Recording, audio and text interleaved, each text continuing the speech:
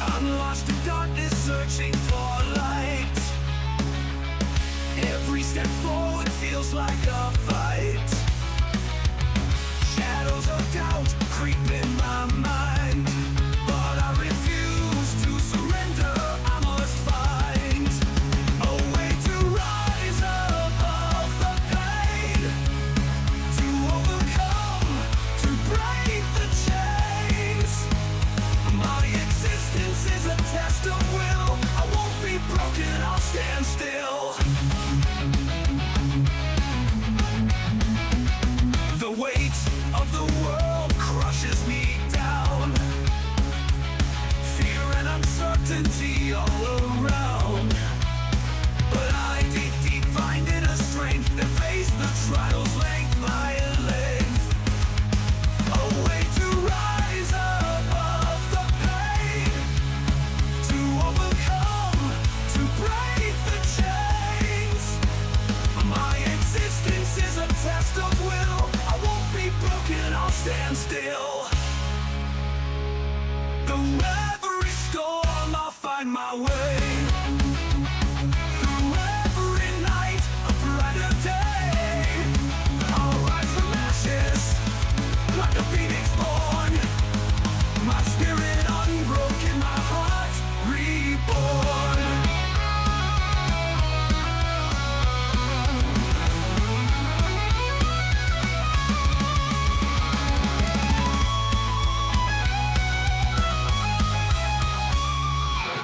I've walked through fire and emerged scarred, but wiser, stronger, and unmarred.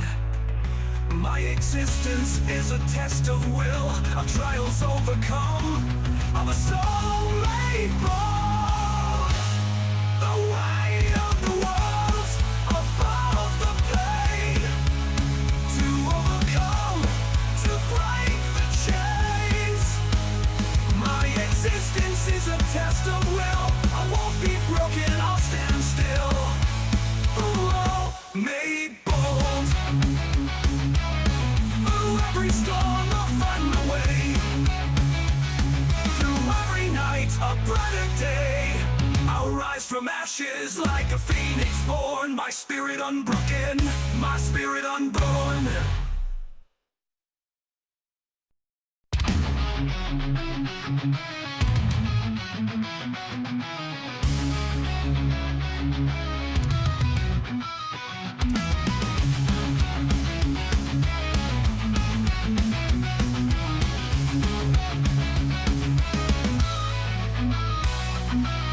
I'm lost in darkness, searching for light. Every step forward feels.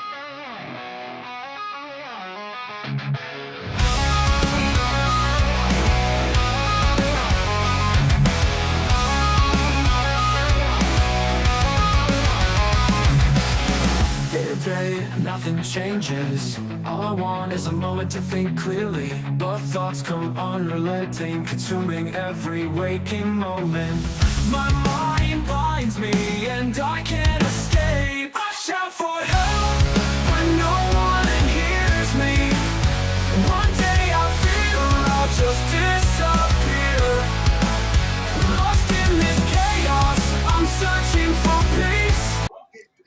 Hey, greetings and salutations, everyone, and welcome to the Dirt Sheet Radio CJ and Tyler's Weekend Wrestling Roundup.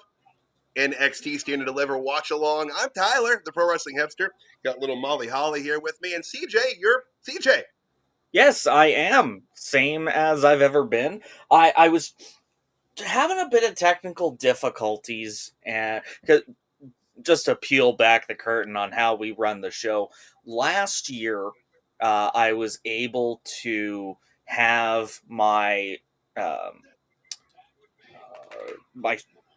subscription for Sportsnet running at the same time as we were streaming on the same device. I tried doing that with my iPad this year, and it wasn't giving me any possibility of doing that for some reason.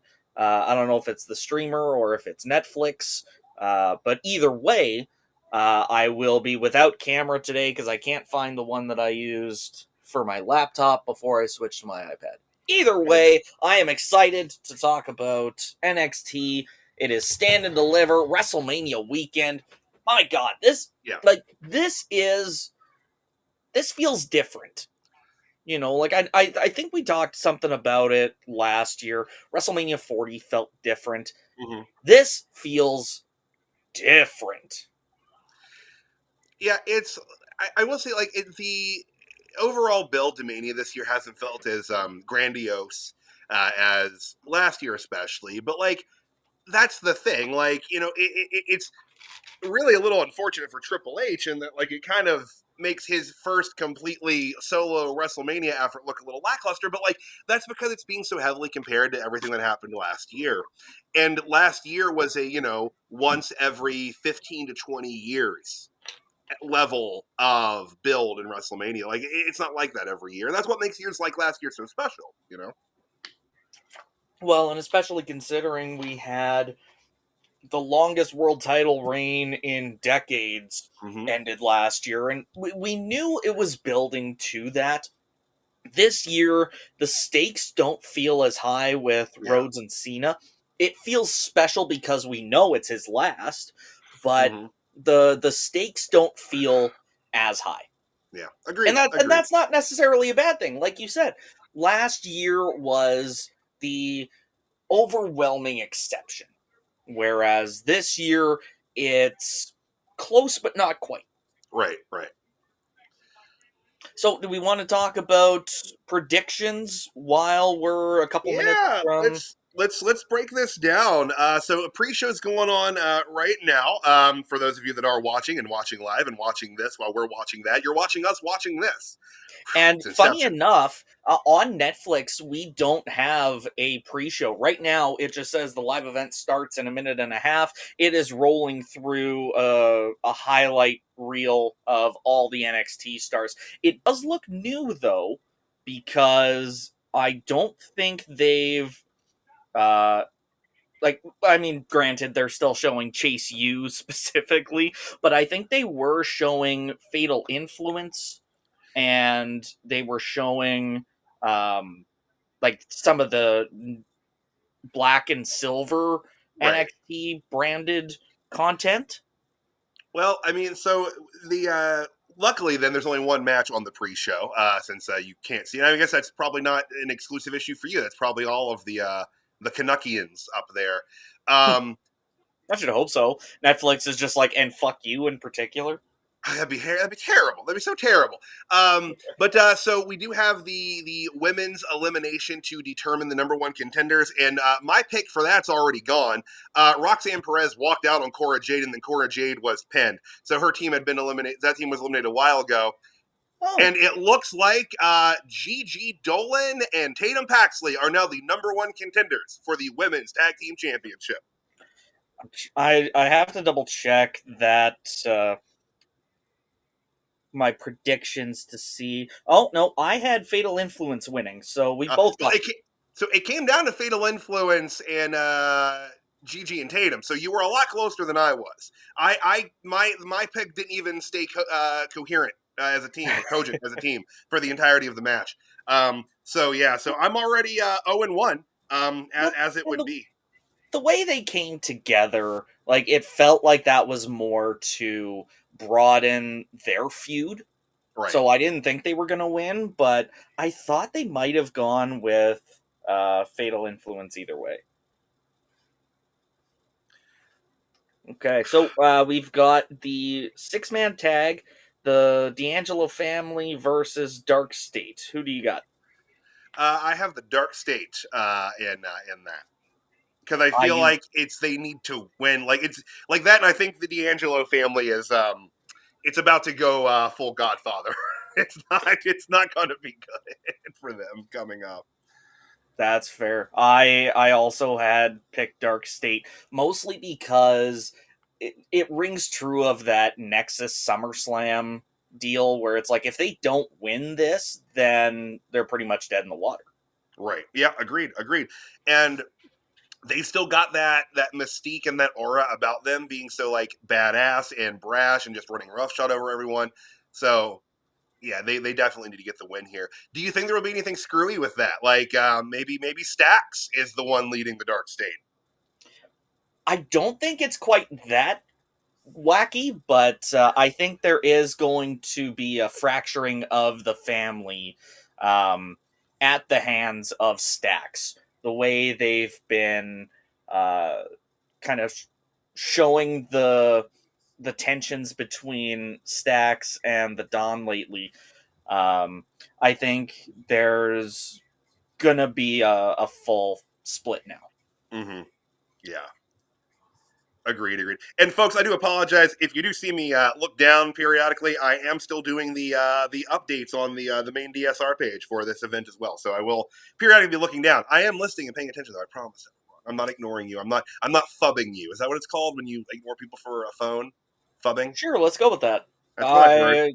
It's news to me, but and I mean, shout out to John. I love the fact that he's enjoying himself in Japan, but he picked a hell of a week to not be working. You know.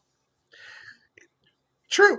But he has repeatedly expressed his appreciation for the rest of the crew here. That is keeping everything running while our faithful leader is abroad, hanging out in Japan, doing all the cool Star Wars things.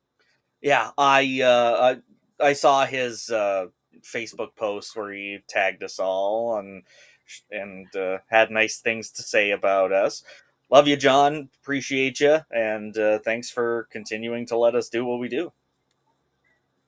So let's get back to our predictions here. NXT tag titles: Fraxium defending against Hank and Tank. I had to go with my boys, Hank and Tank. I feel like they have been telling this sort of underdog story, and it feels like Fraxium are more and more main event bound every day. This may be the time where they finally pull the pin. Yeah, I agree. I think Fraxium's fracturing is imminent, and I think they're going to use that as a way to kind of, explain why they're going to lose tonight. Someone told me on Facebook that me choosing Hank and Tank over Fraxium to win that match was, quote, diabolical.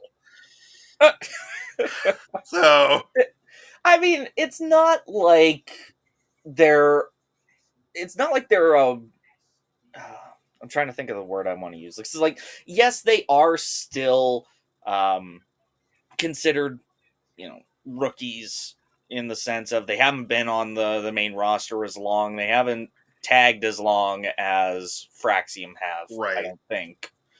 But I mean, they've been putting in the work. They've definitely improved, and they've got the crowd on their side. So I think they have a recipe for success here. Yep, absolutely.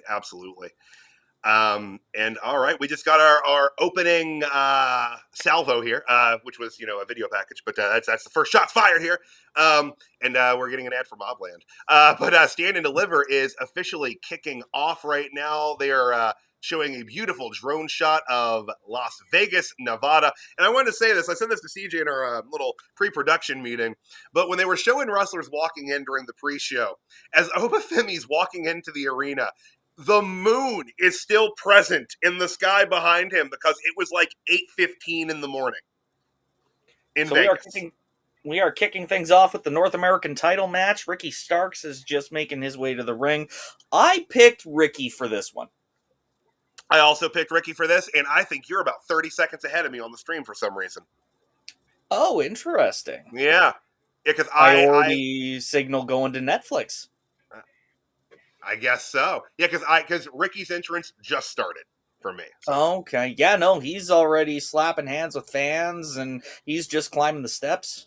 I wonder, and here I go playing real dangerous games. But I wonder if I pop out of my feed real quick and then go back in and just refresh. Yeah. Well, I'm gonna do this. I'm gonna do the same thing, and we'll see see what this We'll see is. where I'm at when it comes back up here. You want to press play on three? I've got him slapping hands with the fans right now. So whatever it is, just peacocking it, I guess. Well, and I hit replay and I think it started me off from where I left the stream originally. So I was like, oh, he's still in the ring, like pumping the title up to his music. Like, that's weird. That's what he's doing right now for me, is pumping the title. Title's Ethan being pumped. Page's music just hit. Yeah, so we're about 25, 30 seconds apart then, which is relatively normal for these sorts of things. Well, yeah, but it's usually the other way around. That's true. I wonder if I'd put it on my... I'm just afraid that if I run everything on my laptop, that EVMux is going to just take a massive shit for me on the stream. I mean, that's very possible. I do not like them at all. It's a little... It works. When it works really well, though. There are things about it that I find very functional and good. But... So, continuing on with our predictions, 6-woman ladder match for the Women's North American Championship. I'm still sticking with Lola Vice. I think she's kind of the standout as far as the last year goes. Kalani's definitely improved, but if they want to take this opportunity to push someone new, then my vote's for Lola. So I think Lola is a great logical choice. As I said on Facebook when I made the post about it, I really, really went with my heart on a lot of these, and today I kind of went with like what I'd most like to see. I think in a lot of instances, and I've got Thea Hale winning. I know it's a long shot, and the diminutive Chase U alumni is definitely a dark horse in that, but I'm sticking with Thea. Okay, that's fair. And if I remember correctly from your predictions, we differ on the rest of the matches too. I do believe so. Well, and that's one of the things. I just had the bell, by the way, just so you know where I'm at versus where you are here. But yeah, no, they've been fighting for a while. Yeah. But that is one of the things with there being so many multi-person matches on this. There's just a lot of directions and ways to choose. And, I was wrong last year when it came to the Women's North American Championship match. Yeah, I'd say that 95% of people were right. Other than, like, Kalani, Jordynne, and her immediate family, I don't know if anyone was really pulling for her that hard in that.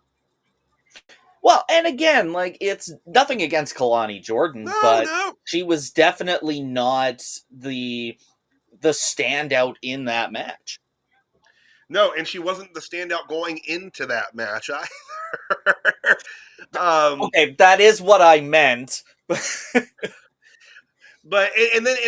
she had a very lackluster start to that championship reign.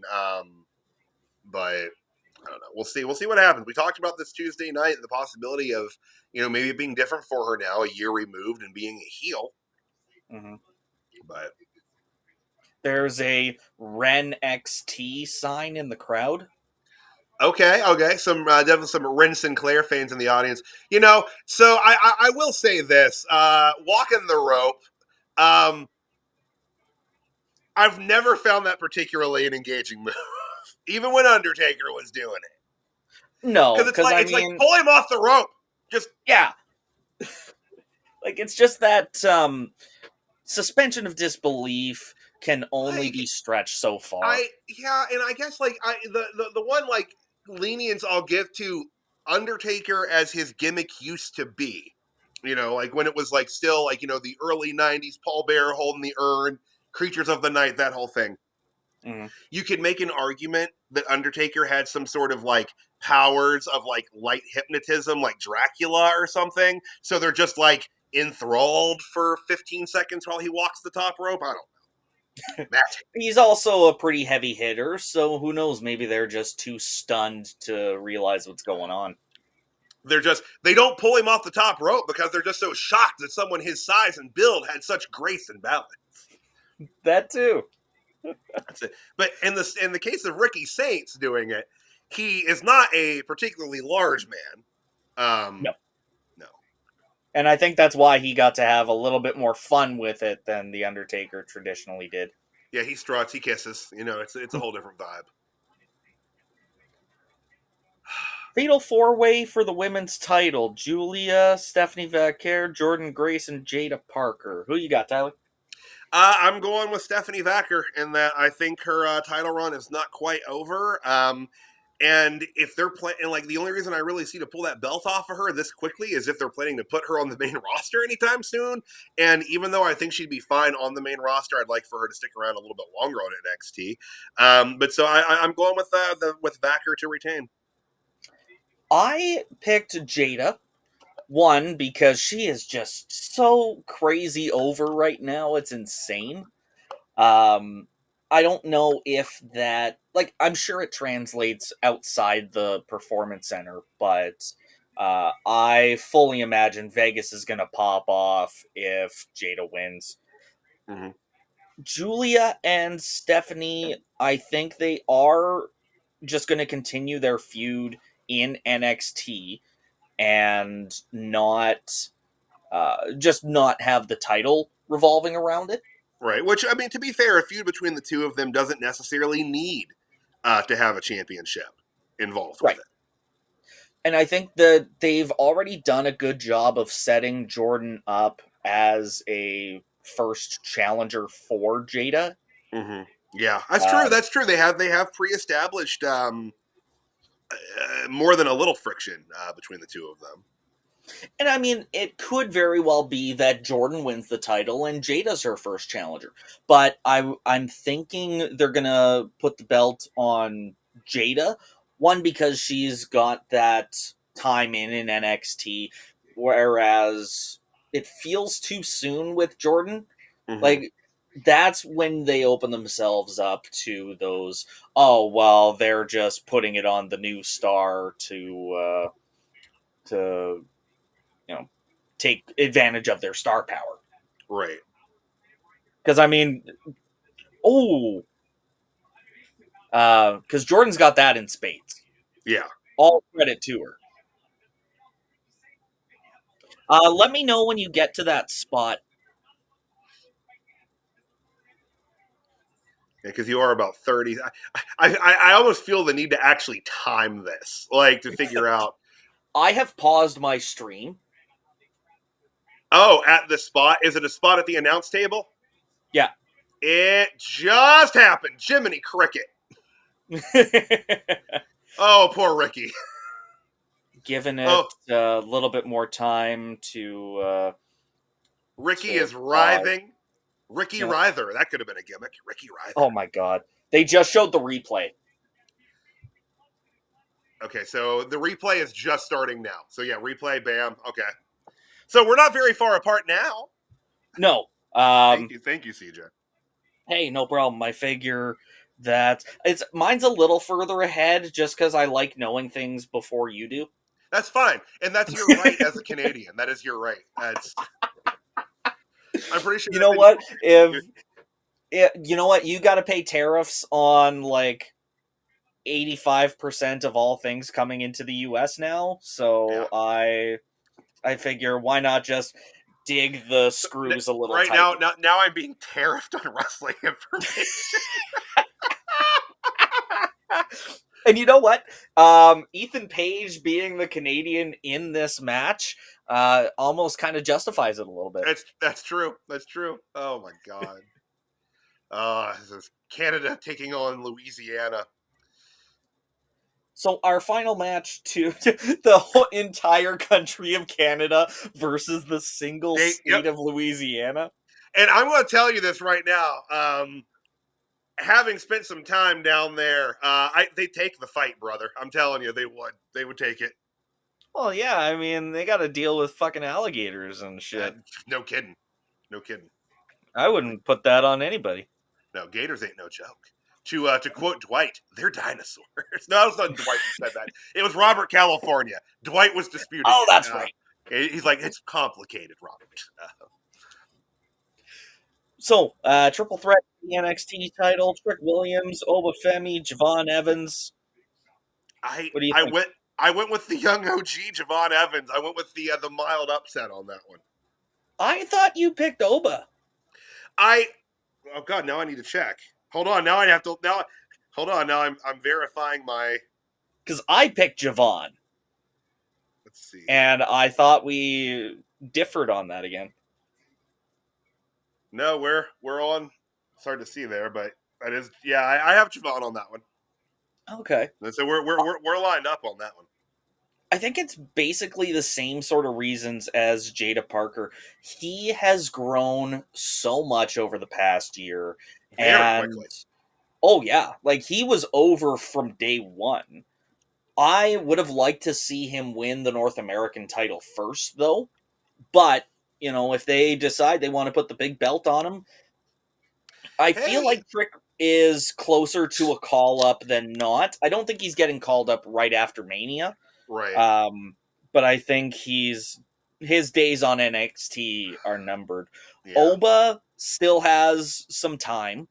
but again, his days in NXT are numbered too. I think since he's pretty much done it all and been so dominant, they've really positioned him well for succeeding on Raw or SmackDown. Yeah, I agree with that. And they've Ooh, Ricky's shown mouth is bleeding. they've shown some pretty good restraint with not pulling Oba up to the main roster sooner. I feel, and I've said this 100 times, but If Vince is still if in charge. yeah, it would have happened after the breakout star tournament. Like Oh, Oba's he would have been like, I want him up here now. He's a mastodon, or whatever. if he would have even made it into the breakout tournament, Vince could have just taken one look at him and been like, Pluck. I want him. Yeah, but he would have done something stupid, like put him in a tag team with like Omos or something. Oh God. And I mean, again, nothing against Omos, but No. the big man tag teams are, I don't think they're as big a draws as they used to be. No, they're certainly not. You see the guy in the second row with the Scott Steiner chainmail on his head? When that's dedicated. I could never wear something like that because like it would get really tangled with my hair. Even got the sunglasses and the chin strip. I appreciate wrestling cosplay. I really do. Mm-hmm. Oh God, remember those guys that showed up on Raw dressed like the Mega Powers, and I think they got kicked out? Yeah, that's just not fair. Like, but then they're like, well, it's distracting from everything else. Then if people dressed up as old wrestlers in the front few rows of your show is distracting from what's happening in the ring, then maybe you need to worry more about what you're putting on in the ring. 100%. But also, like, I hear that excuse and I think back to the Attitude Era when 90% of the crowd had a sign. Yeah. And it's like, well, would you ban signs because nobody could see the action in the ring? Right. And like I think the only reason that signs ended up kind of, dropping the way they have is because they started pulling them for what was written on them.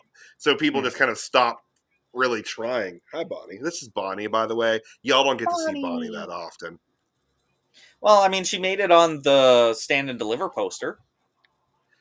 Oh, no, that was Molly. That's Molly on the Oh, poster. sorry. Yeah. They have very similarly shaped heads being chihuahuas. But, like, I don't know, not being able to tell them apart, that's kind of racist. Look, it was the same thing with the Bellas. It was the same thing with the Usos. And eventually I was able to tell them apart. The difference being, obviously, one of the Bellas got a boob job and one of the Usos got over. So I just got to figure out what the tell is between the dogs. Well, Bonnie's not going to get a breast augmentation, I can tell you that. Hey, don't tell her how to live her life. You're right. But this is Molly. This is Bonnie. Okay, so Bonnie is black and white, of a black hair, and then Molly has the brown. more She's more brown, yeah. Okay. They're good dogs. Maurice is here too, but he's over on the ottoman with There it us. is. Oh. And now the dogs are dispersing. Hey, Mo. All right, They were like, well, we just wanted to see Ricky Saints win, and now we're off.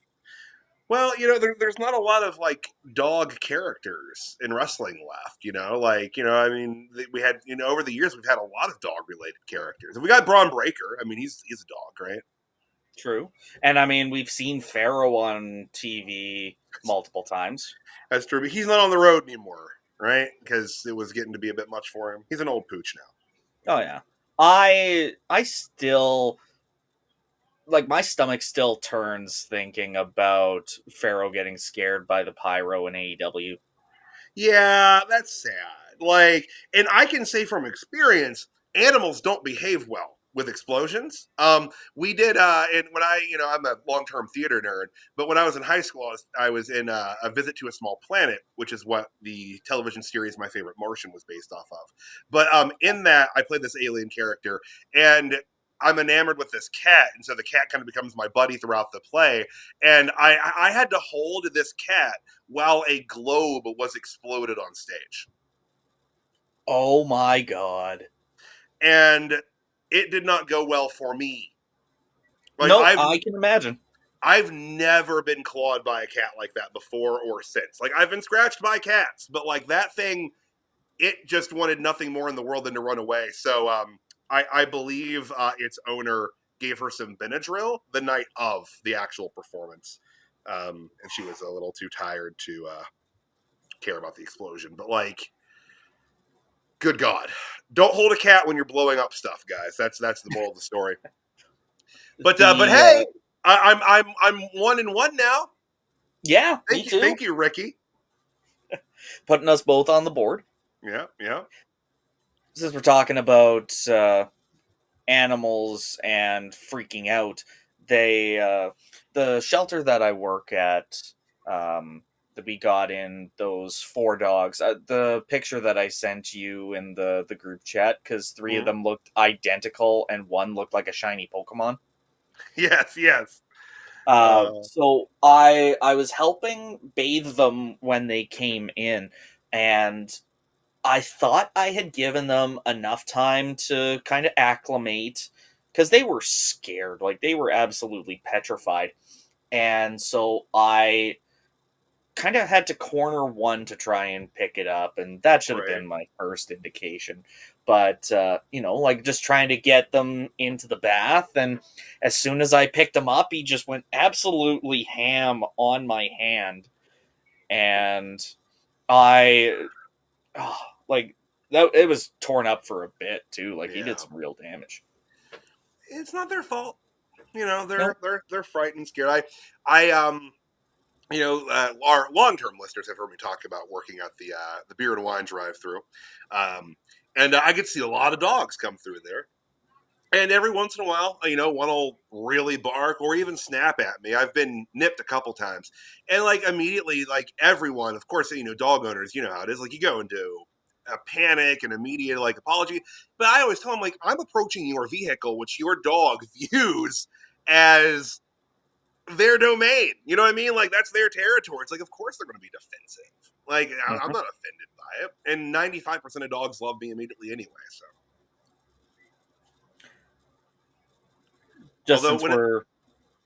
sorry, I was just going to say, just because we're on the heels of the North American title match, I still got a laugh out of an MJF tweet, screenshot of him sitting on a couch with Ricky and Ethan, and the caption on the photo is, "Can I cheer for them both to lose?"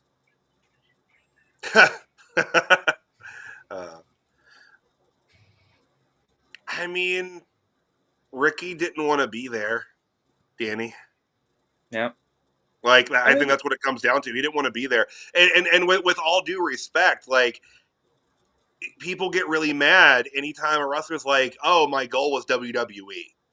And it's just like, y'all need to not be that mad about that. Like, I enjoy AEW, same as a lot of folks do. But, like, the company's been around for 5 years. and that's not long enough for anyone's childhood dream to have been an AEW wrestler. It just Well, doesn't. And like I think that's like people need to understand that side of it. Like people were mad at Stephanie Vacker over. People are mad that Ricky Saints kind of went about that way. It's like that's the thing, guys. Like in 15 years, yeah, you'll have a generation of wrestlers that may be like, it was my goal to be in AEW over WWE. Sure.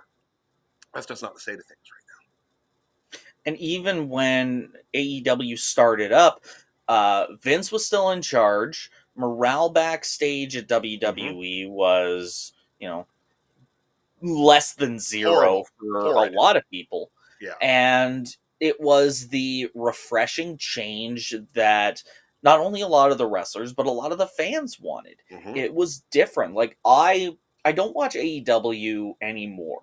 I still follow it. But I spot watch it. Like for certain matches, and I still pay attention to it, but I haven't paid as close attention since, Bryan Danielson retired. That was one of the reasons I really kept up. But like,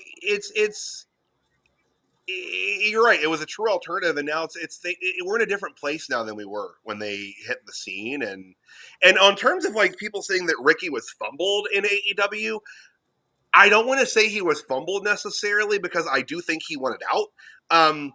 But I think that he suffered from being a Punk guy.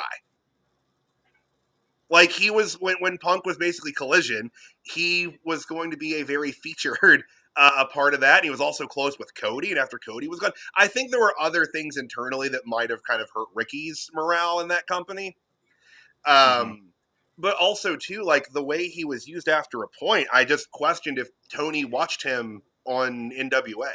Because it's like, he had a lot of potential that he showed there, and I don't think he really quite hit the same stride in his AEW run that he hit during the NWA Power days. That's Power with 3 R's, by the way. Of course. Yeah. Tag team title match coming up next. Let's do this, Hanky Tank! Honk, honk. I just got my tax return earlier this week, and the urge to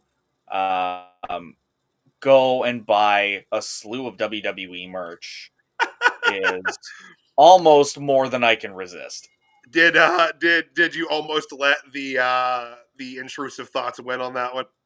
Almost. And I can't lie. WrestleMania weekend is still in full force. It may still win yet. There'll probably be some sick sales this weekend too. Oh, Hank and Tank got new jerseys on tonight. Yeah. Looking slick. I want a Hank and Tank jersey. That's what I like, that kind of stuff now. I've hit the point. I own so many t-shirts. That Danger, anytime high voltage on the back of like tanks. That. I own too many t-shirts. My wife will tell you that. You can't hear it, but she just let out the heaviest sigh when I said that just now. I have a lot of shirts, a lot of wrestling t-shirts at that. Yeah, I don't have as many as I used to. Like, I used to have the I Got Kids shirt, and I can't find that for the life of me. I don't know how I misplace things like that. You know what I mean? I'm a pack rat, so I hang on to everything. Like, I might... I should dig that thing out. Somewhere I still got my sleeveless Triple H The Game black and silver jersey from, like, 2002. Ooh. Yeah, I'm still digging around somewhere. I hang on to stuff. I said this somewhere in a box in this house is my original NWO shirt. Like, from, like, 1998. Oh, wow. Yeah, obviously it wouldn't fit me as I was, like 13. But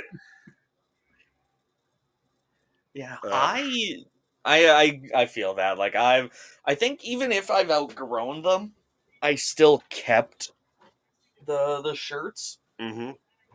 Except this I Got Kids one, apparently. Like, I've got a Samoa Joe NXT shirt. I've got the Triple H shirt that I have. I don't even know how to, if it has like a particular name or anything, but So, hanging in the basement on a clothes rack, there's this T-shirt, and it's a wrestling shirt. But when we were in the process of cleaning out, match is underway. When we were in the process of cleaning out and selling Autumn's old house, like the kids were going through some of the clothes and stuff in there, and our 16 year, she's laughing now, Autumn is, our 16-year-old Anna was like, I want to keep this shirt. This was Papa Joe's. I want to keep this shirt. And Autumn's like, I don't know about this one. What is this? And it turned out it was a Scott Steiner TNA era shirt that on the front had like the Scott Steiner heart logo with like everything on it, and they like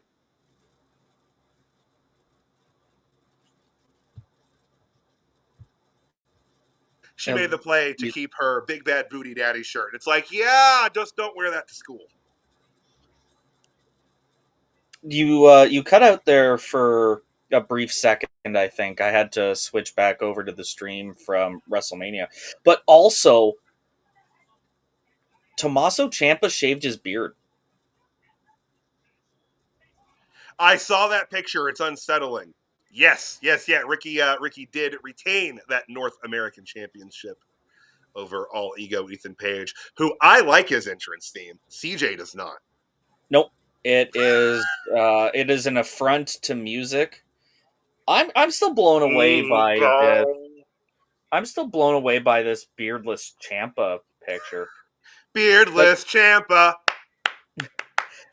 I can't tell if he needed stitches on his chin in this picture, or if he cut himself shaving. I don't know. He's been beardless before. Yeah, but not in a long time. That's true. Like, I've gotten used to him with the scraggly gray beard. Oh, yeah, he did get fucked up this weekend.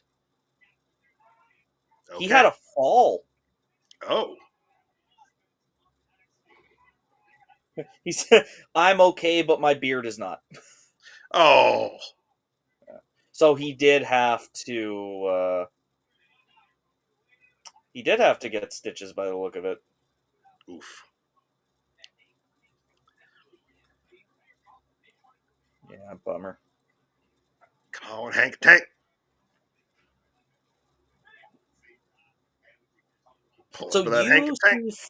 So you see Fraxium breaking up. At least, to be fair, that's something that I've been saying and kind of expecting on and off for a year and a half now. True. But they've gone back to it again. I don't know. I think that I want Hank and Tank to win, and I think part of the reason I'm seeing a true fracture in Fraxium is because I'm kind of using that as the reasoning for it. I guess the catalyst to get them that win, but I think they're still going to win clean. That'd be better for them, honestly. I also think that Fraxium does stand a chance of remaining a tag team on the main roster. Mm-hmm. And part of their shtick is just, kind of like what we saw over the last couple months. Nathan Fraser's mouth getting him into situations, and then Fraxium basically has to be like, what? Right. Oh. Hank's hulking up. Let's say he's hanking up. I don't want to give that credit to Hankin anymore. Fair enough. He's hanking up. Although that almost sounds like it would be dirty. Oh man, he's hanking it up right now. Yeah, don't search hanking up on Urban Dictionary. No, we're not going to say cranking and hanking. That's not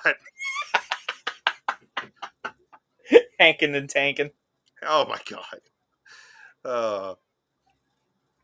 God, if I went into the bedroom and told my girlfriend I'm gonna hank your tank, Oh God, don't. This she is might break up with me. yeah. That I think that might be an understandable reaction. Well, she's visiting with her family for Easter, so thankfully I don't have to worry about that. Good.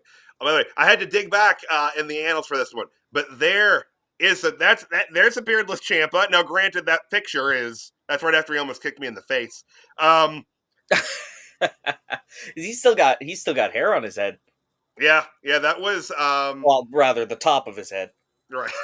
It's there. It's present and accounted for. He's got that Kevin from The Office halo around the back, doesn't he? Oh.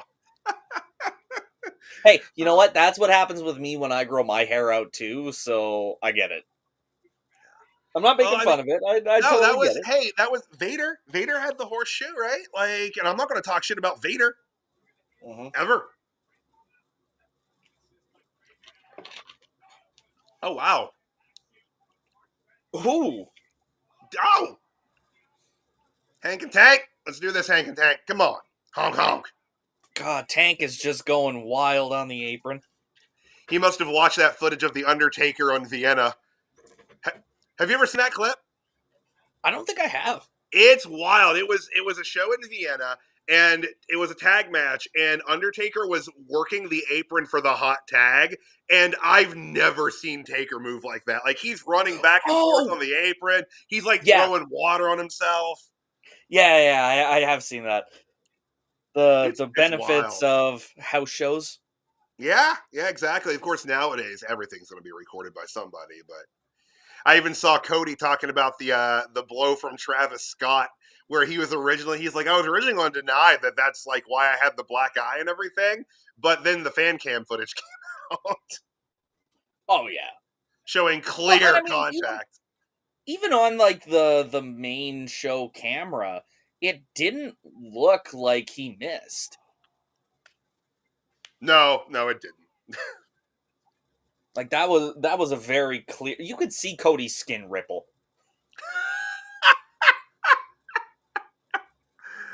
Oh yeah. That's one you didn't want to really watch in slow mo. It's damning for Cody, unfortunately.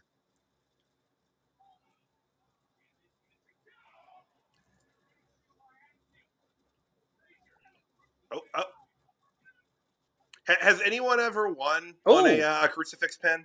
Oh shit! Was that intentional? I don't think so.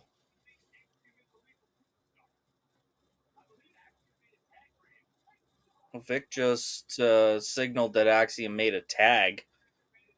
Oh, or did they say no tag? Yeet, no yeet.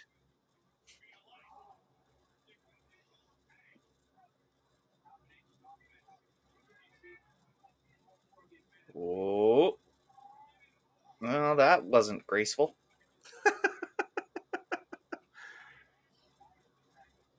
Not everything can be. Oh, that was really nice, though. Woo!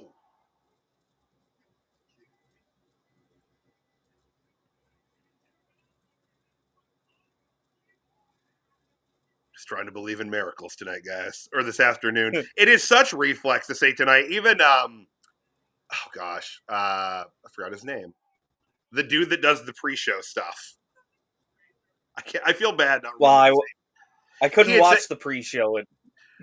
At all, but he's on all of them. The guy, he has a podcast and a show. Peter Rosenberg? Yes, thank you. Right? Was it Peter Rosenberg or the other guy? There's two of them. Oh, God. I think it was Rosenberg, though. I'm pretty sure it was Rosenberg, but he said tonight, he's like, well, this morning. It is weird. Like I said, the fact that, Vegas is 3 hours behind where I'm at on the East Coast, it's just, it's 1:40 here. It makes for an interestingly structured day here in parts unknown Ohio. I will say that, because it's like we're doing this, we're doing a Target run, right? We're going to Target. Yeah. We're going to Target after this, and then I got to be seated again for Mania tonight. It's wild. It's when we haven't even made dinner decisions yet. This is crazy. That's adulthood, guys. That's actually what marriage is waking up and asking your spouse what the other one wants for dinner, and And like trying then to be the they first person say, to "Oh, I ask. don't know what you want." Yeah, and then we go back and forth. It's also what happens when two people that are like wildly like people pleasers marry each other. Because you don't want to. You don't Exact. want to pick the wrong thing. Yep. Yep. It's a sickness. It really is. There are worse problems to have, I guess. I like that the H&T logo, by the way, that it looks like the AC/DC logo. I like that, which also makes sense with the whole high voltage thing they got going. Hell, I think they use the AC/DC font for everything on their gear. I made the mistake of referring to them as H&H instead of H&T in a post. And someone was like, "Oh, Hank is by himself out there tonight, huh?" Like, or their bagels, H&H bagels. Hank and Hank. Hank and Hank, Crank and Tank. Oh God. Oh God. Oh God, he's gonna fly. Oh. Oh. Oh my God. That table. How is the table withstanding this amount of punishment? I don't know how they managed to. Like, yeah, that should have destroyed the table.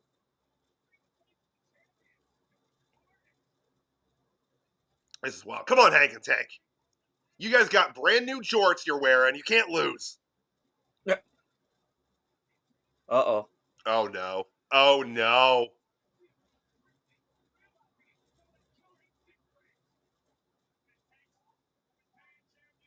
Oh, Jiminy Cricket. Okay. Okay. He is sweating a lot on his ass. I was I was gonna say, like, hopefully that sweat. He's channeling Rob Van Dam with that amount of ass sweat tonight, ladies and gentlemen. I perhaps a man pond would aid. What? A man pond, sir. It's to stop the sweat from going through that much. I've never heard of that before. I don't think it's real. I've been saying it since Rob Van Dam's ECW days, though. So Rob Van Dam was the first wrestler I ever physically touched during a match, and I regretted it immediately. Oh, because of all the sweat? Yeah, we were like, "Oh my God, I'm never washing this hand again." I wanted to like wash my hand immediately. I need to wash this hand like yesterday. Yeah, if this wasn't the main event, I'd be watching it right now. No. Oh, hang on. Oh, yeah, here we go.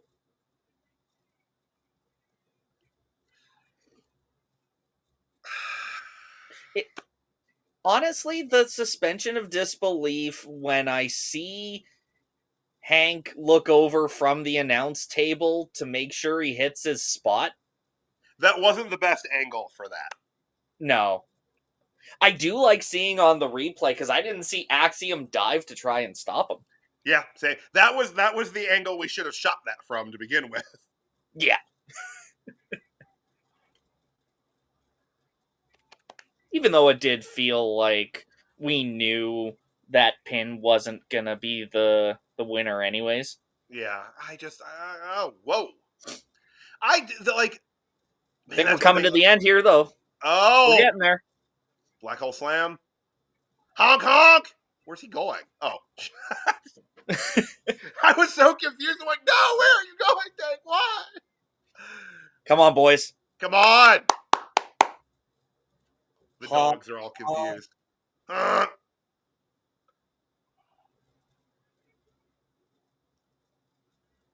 Jesus.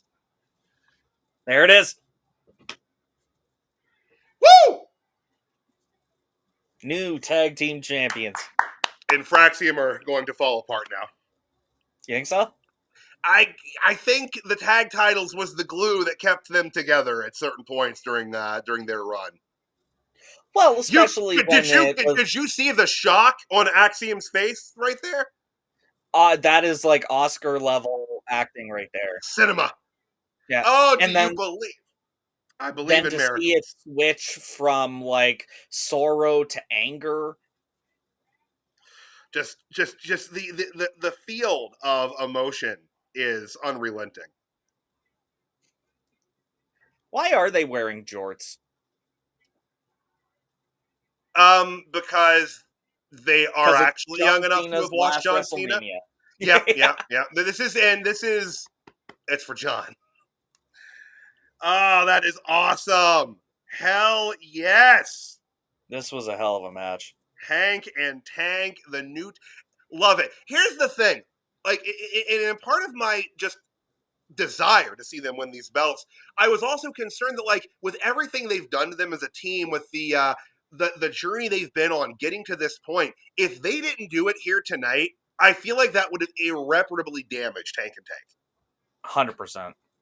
Like, it would have been, I don't Oh. know if there would have been coming. Oh, Okay. okay. You That's had me wholesome. scared. Okay, It had me scared too. That is.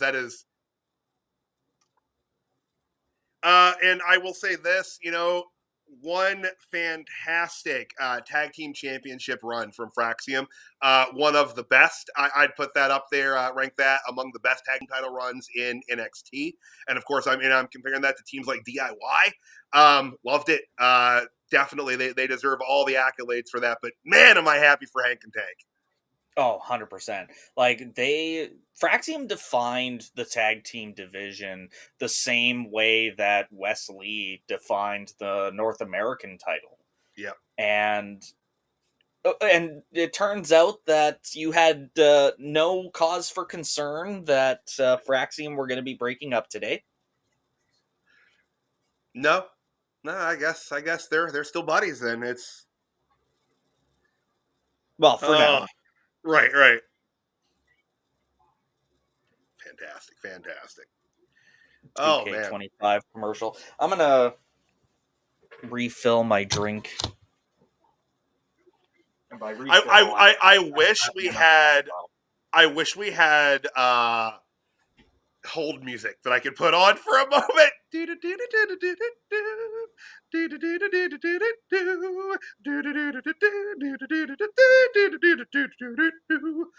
We're probably hemorrhaging viewers as I do that, but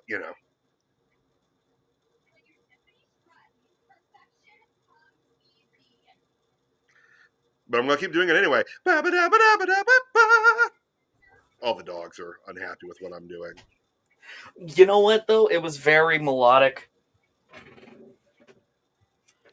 It added to them. It didn't hurt the moment. It certainly, I wouldn't say it enhanced it, but... Did you have a morning greeting from the Swamp Enchantress? Oh, what? It says good morning, CJ. Oh, hello. Good morning. Yes, I guess it is still morning on the West Coast. Swamp Enchantress and I have been friends for years. We were co-workers when I lived in British Columbia, and very supportive of my creative wrestling endeavors. Thanks for tuning into the stream. Yes, thank you. We appreciate that. And thanks to everybody else who Tyler and I may not know personally. Yeah, which we're interested enough is most of you, which is nice actually to say. I mean, that's pretty rad. We do have our friends and family that do tune into these regularly, though. Oh, my Bonnie, family okay? doesn't.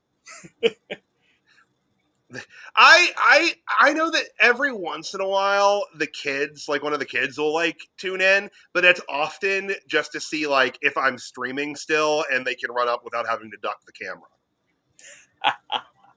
Fair.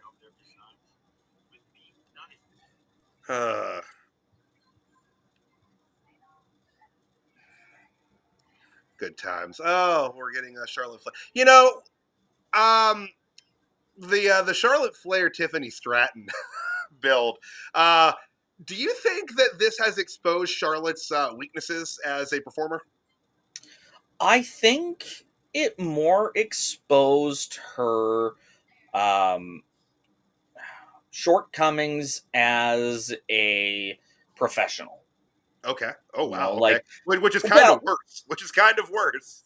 A little bit. Because, I mean, And I mean, there's probably a better way to phrase that, but given the backstage news that we've heard about her friendship with Becky Lynch and how that dissolved, and seeing like even she got into it in the ring, kayfabe with Nia Jax. Mm-hmm. They had a legit slapping fight during a match at one point, and then going off script in her promo match against Tiffany Stratton. It feels like there's more emotion that slips out than I think there should be. Do you think that this? Oh, you know what? I can't blame it on that. Never mind. I was gonna try to defend her breach of professionalism a little bit, and this is coming from someone who's not a Charlotte Flair fan. And but I was gonna say that maybe everything going on in her personal life, it just kind of boiled over. But if that's the case, then maybe you shouldn't be back to work yet. When did she and Andrade actually file for divorce? Like, was she still? She was still out. She was still. Okay. That was before she came back. And then the news didn't break until after she came back. I'm pretty sure, yeah. And that was it too. Like, I think the audience en masse is kind of tired of her being put in the positions that she's put in, and that might have affected her too, being rejected by the crowd. But like, that happens kind of regularly. It's like they cheer her when she first comes back because she gets that kind of legacy star reaction, and then as soon as she opens her mouth, people are like, "Oh yeah, we find you obnoxious and off-putting." Yeah. I can definitely see that. My dad and my sister both have said, like, when Charlotte Flair comes on, they've changed the channel. And that's rough. That's not something WWE should want out of a main event legacy star. And I think also, too, I think the Flair name doesn't really have the cachet that it once did. Well, thanks to Rick and his constant retiring, and even just and all the shit he's done outside of the I was gonna say the stuff outside of the rings hurt that name more than anything else. Hey, Penn Jillette. Oh my God, it's Penn Jillette. Where's Teller? Oh, I'm sure he'll make an appearance. Oh, doesn't the CW air the Penn and Teller Fool Us TV series? I know the show exists. I don't know where it airs. I'm pretty sure that's this iteration airs on the CW and is hosted by Allison Hannigan, if I'm not mistaken, of Buffy the Vampire Slayer fame. People will say How I Met Your Mother. I choose Buffy.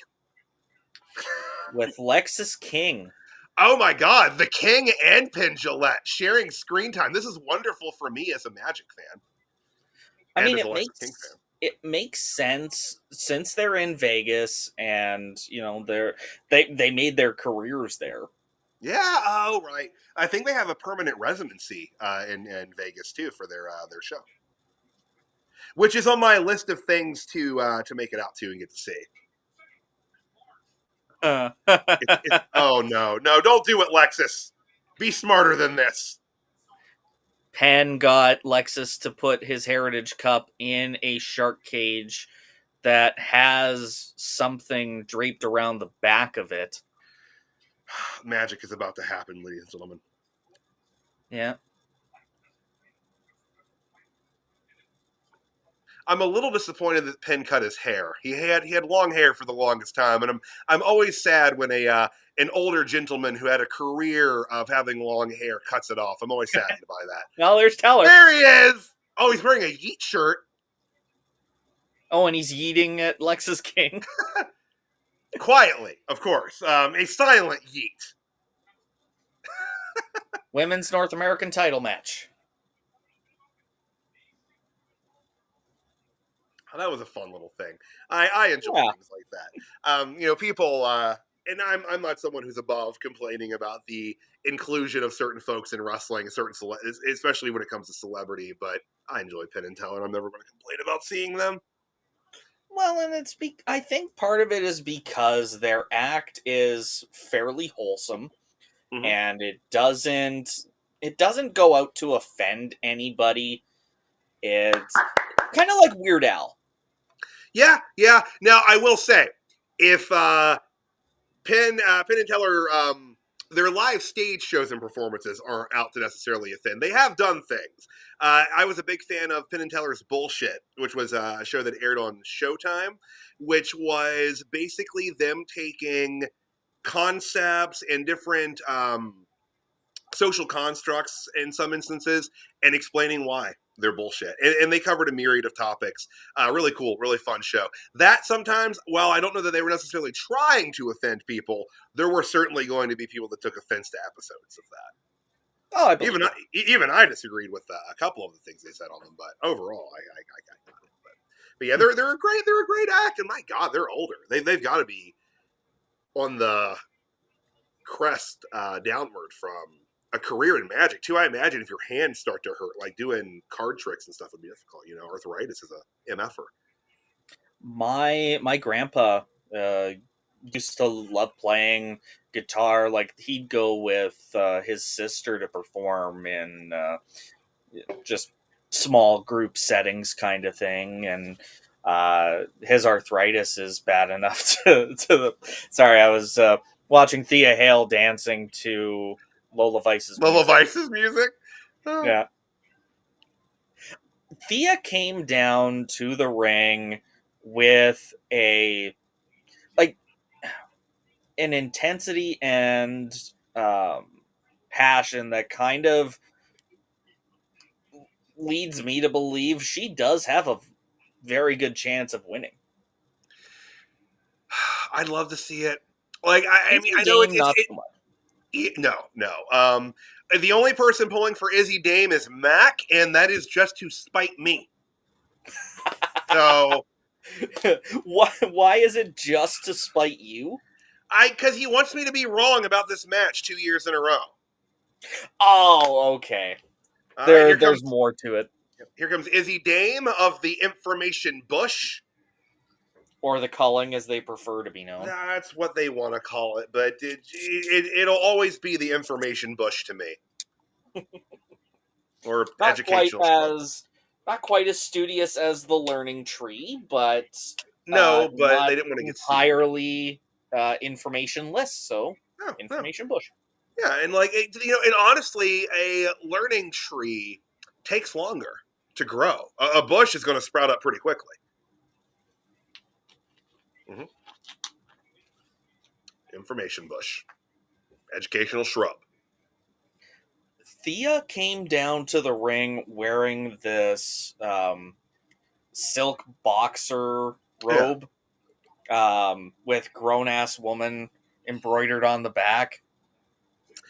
That's another thing that kind of makes me think there is a good chance she'll win.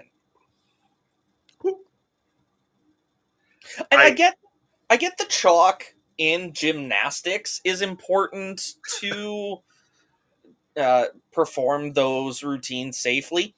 How does it help her in wrestling? I don't know, unless she's going to blow chalk dust in someone's eyes. I think she carried a towel down to the ring with her for the express purpose of cleaning her hands. Okay. Well, that's good. That's, hygiene's important for professional wrestling. Everyone, this is Zelda. I don't know how often Zelda's been on air. Hi, Zelda. And now she's... Where's Link? Link is probably the cat that pesters her at the front door in the middle of the night, constantly throwing her into heat. He can stay away. Yeah, sounds like something Link would do. Yeah, we actually saw that cat this morning. It's this big, fluffy gray cat, and that boy is always after my girls. I don't think I like this aspect of Zarya's entrance, where it was cutting from her entrance video to random shots of the arena. Yeah. Sol Ruka and Zarya are making their entrances together. Yeah, I feel like that would hurt one or both of their chances of winning this match, because that makes it feel like they are really going full tilt with them being an established tag team. Now, are they doing that for the purpose of setting something up during the match where their alliance is really tested. Maybe. What do you think, Zelda? She's struggling now. Cats don't like that for a long period of time. But she is one that's a little... Now, historians of Dirt Sheet Radio and the NXT Rewind will know that I am full on in love with Sol Ruka.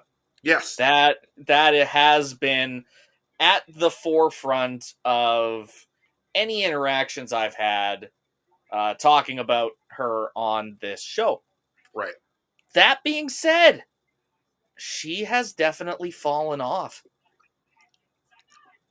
Do you think... not in standing with me. She is still like top tier as far as I'm concerned. Like Right. even just right now, the sequence that she's doing with Kalani, very energetic, very athletic. Good showcase for both of them. Oh, yeah, absolutely. She and Kalani, it's very established that they work very, very well together.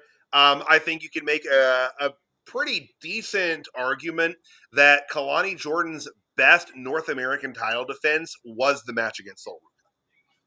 Yeah, I can believe that. And again, a lot of that comes down to they have a lot of trust in one another. And I know that Kalani's got that D1 gymnastics background. Does Sol also have a background in gymnastics? I don't think gymnastics necessarily. I'm trying to remember. She's definitely someone that does yoga. Come on, I mean, let's at least establish that, right? Well, I mean, she's dating Tyler Bate. I feel like she's got that whole like yogic spiritual thing going, so it tracks that if that's true to life, then yeah, that's probably. I'm just glad you didn't go as far as saying tantric. I made a specific point of avoiding that word because I didn't want to make any sort of inference or I don't even know what I'm trying to say anymore. Bottom line, what I was trying to say earlier, Sol Ruka definitely feels like she's lost some momentum as far as support for... Wow. Oh my God. But yeah. Oof. That was a fun sequence. That was a fun sequence.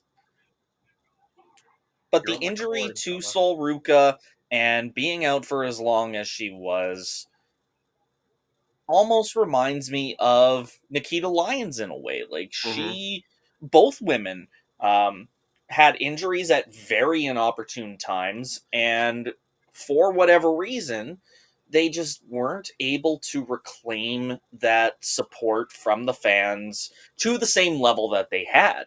Right. So is it a matter of creative just has nothing for them at the moment?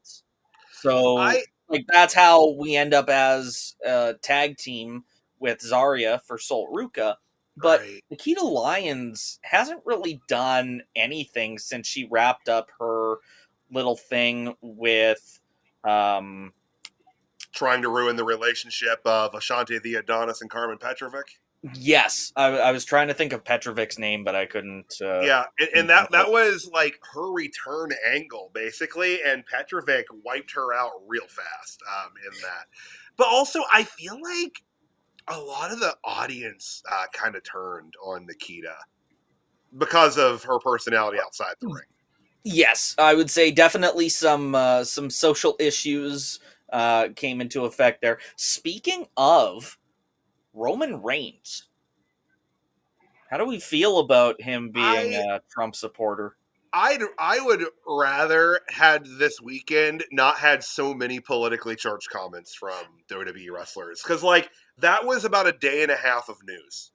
Yeah, like between him, Triple H. I mean, even Cena, talking about like his love and admiration of Vince McMahon still.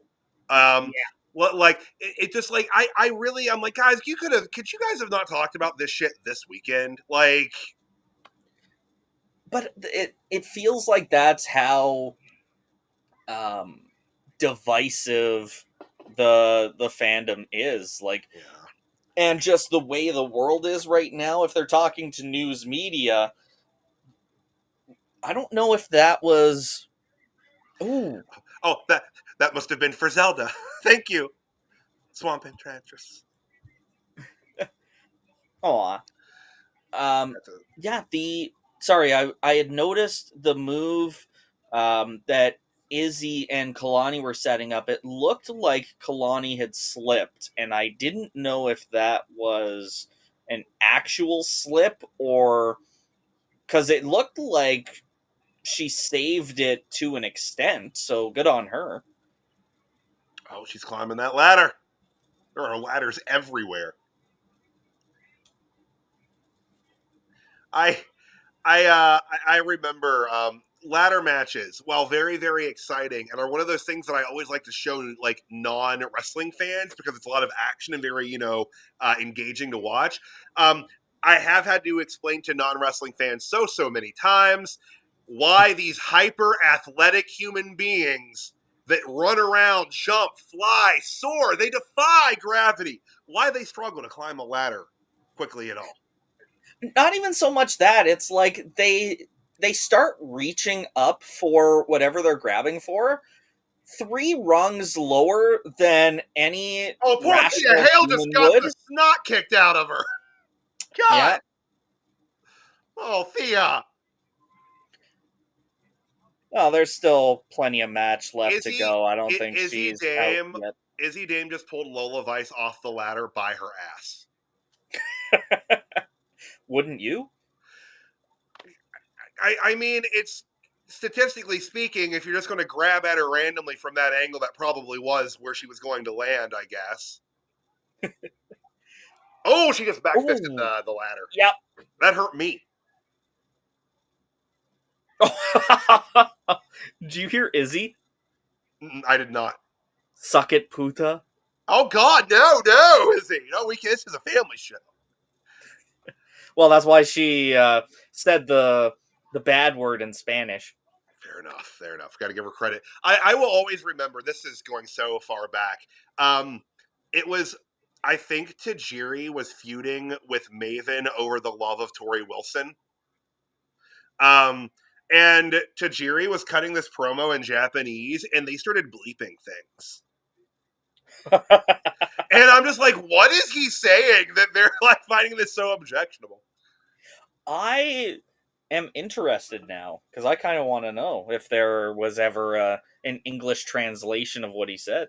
Right? Or if they're just like, this will be really funny if we start bleeping things he's shouting in Japanese.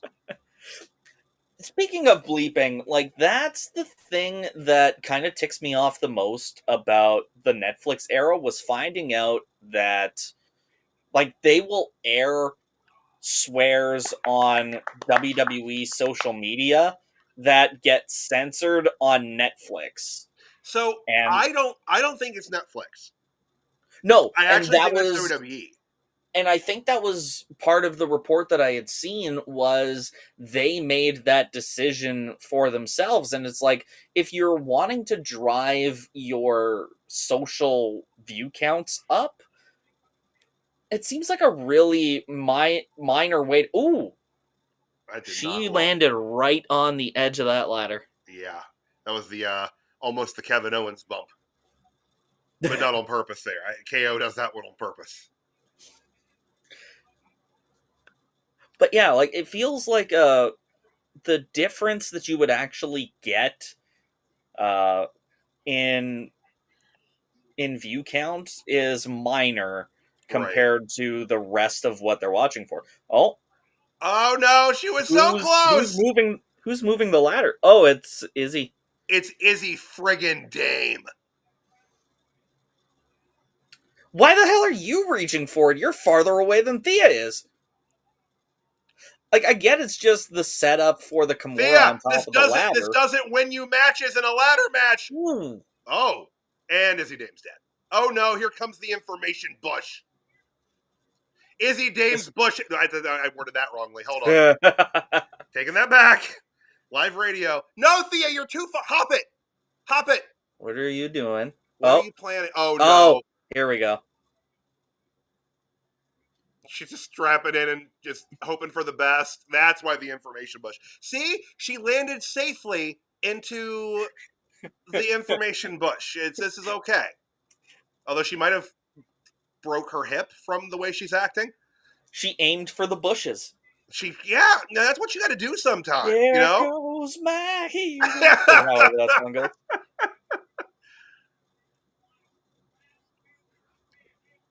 All right, so Zarya is lone in the ring right now with a healthy ladder.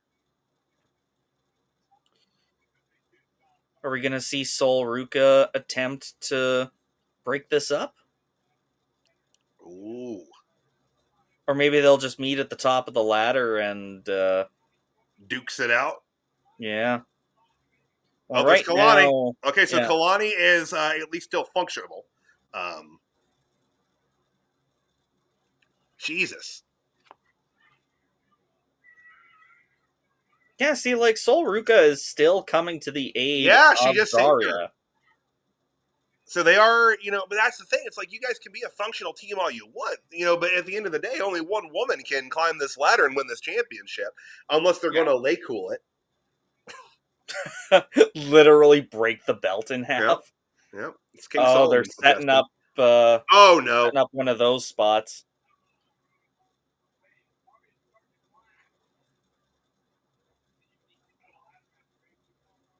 I bet, from the management perspective, I bet booking a match like this is incredibly difficult. Just so many moving parts to go into it, so many things to keep track of. So there's a ladder in the middle of the ring. There's another ladder set up between the rungs of that ladder and the ropes, perpendicular.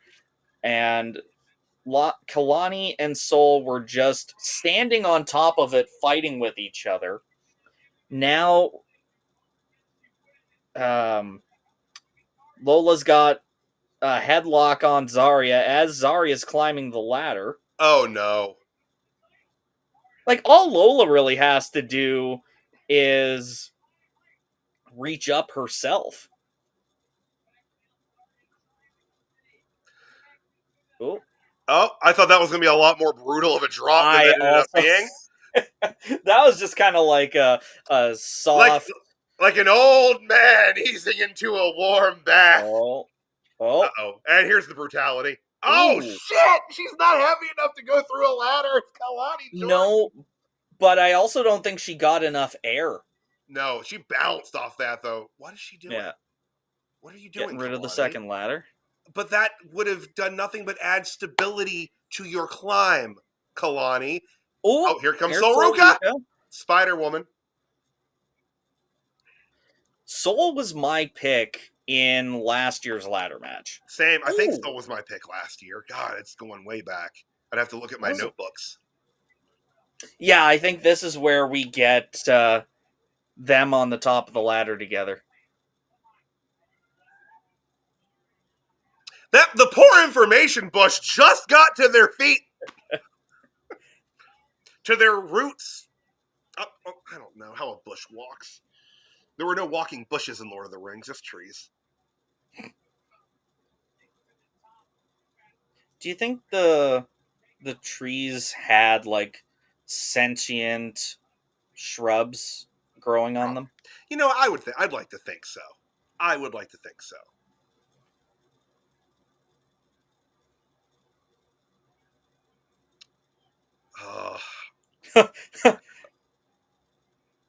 She's going to headbutt her, isn't she? Or like press slam or something. Oh. That again, I liked that though. I liked the framing of that. The very brief internal struggle that they just had before realizing that they have to knock the snot out of each other to have a chance to win this championship live in the afternoon. Oh, are we going to see a soul snatcher from the top of the ladder? Oh my god! Oh wow! That was a really good kick. That mule kick, that was incredibly creative. Wow. Skinning the cat on top of the ladder.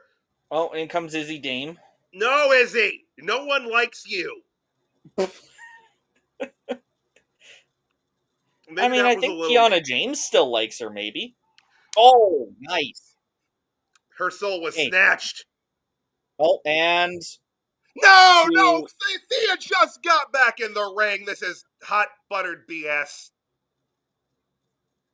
But the crowd is loving it. The crowd is here for it. The crowd is cheering Sol Ruca, making her way up that ladder. hey, wow. 1 year later, what everyone said should have happened just happened. You know, I'm not upset. I am surprised, but good surprised. Yeah.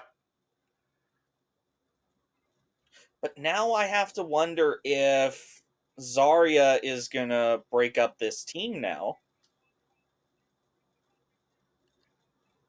It's possible.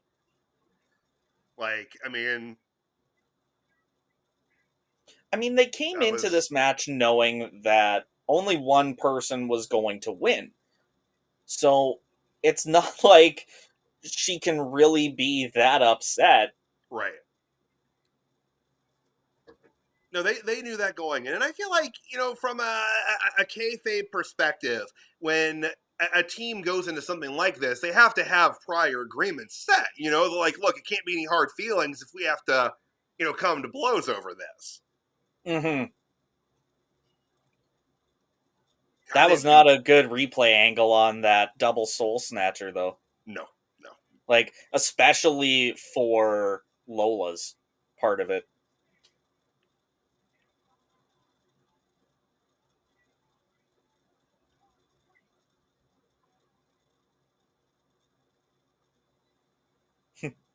Fantastic match. That was great. Entertain the folks for a minute. I'm gonna pop into the washroom. Okay. I'm leaving my headphones on just so I can still hear, but I'm doing an update for the main page right now anyway, guys. So just making noise is what you're getting, I guess. But that was a fantastic match. Like CJ said, not shocked, kind of shocked that Sol won it. But I'm not mad. I was pulling for Sol Ruca to win that last year. I look forward to what she does with this championship. I don't necessarily want them to run a breakup angle between Zarya and Sol. I do like them as a tag team and friend group. I didn't at first. I thought it was an odd pairing, but it works. But I wouldn't be shocked if they do have maybe a friendly rivalry between the two of them for the championship. I could see something like that for sure. But it's we'll see. It's one of those time will tell sorts of things, as pro wrestling always tends to be.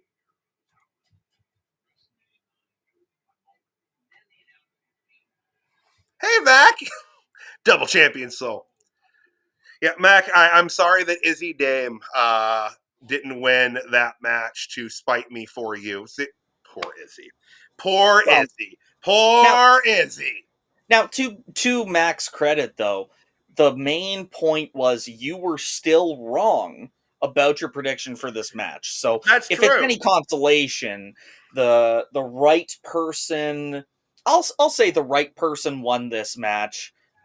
Even though that means we're both 2-2 as far as our predictions go.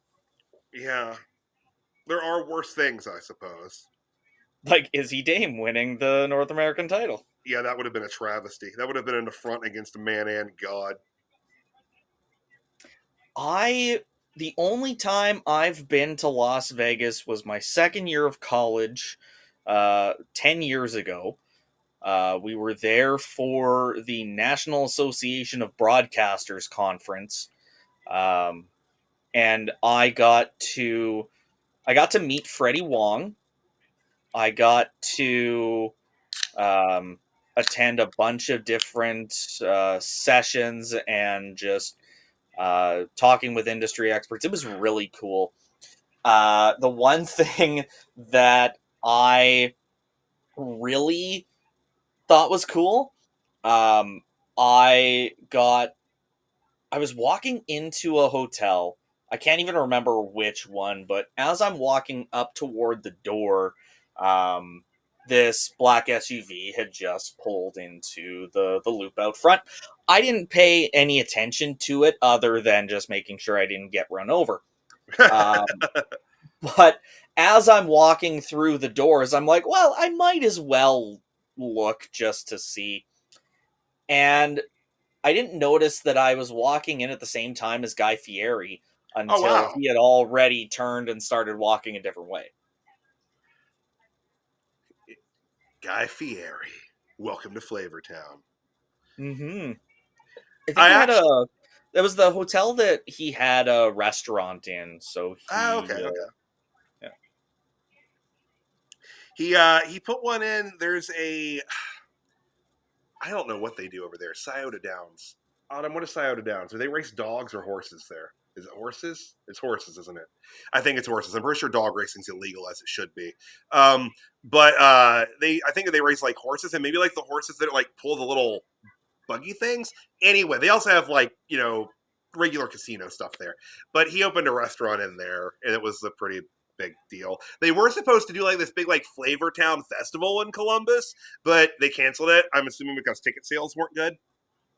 Oh, Yeah, like they announced it and they were going to have like a bunch of bands, but then like the price to go was super expensive, like to get into the venue, and then you still had to like pay for like all of the food stuff in there. Nothing was included with like usually food festivals have something included with like the price of entry on things like that. I forgot we had DarkState in the family. yeah. And like even the because Like no I do disrespect, have this probably should have been the pre-show match. but the way they're building for the Dark State, I don't think they could have. Like they That's did true. show a bit of a replay while we were talking of the number one contenders women's tag match that was on the pre-show. Mm-hmm. And they had a promo segment with Gigi Tatum and Shotzi, which by the way, this is a dynamic that really works well for all three women. Mm-hmm. So I hope to see them get a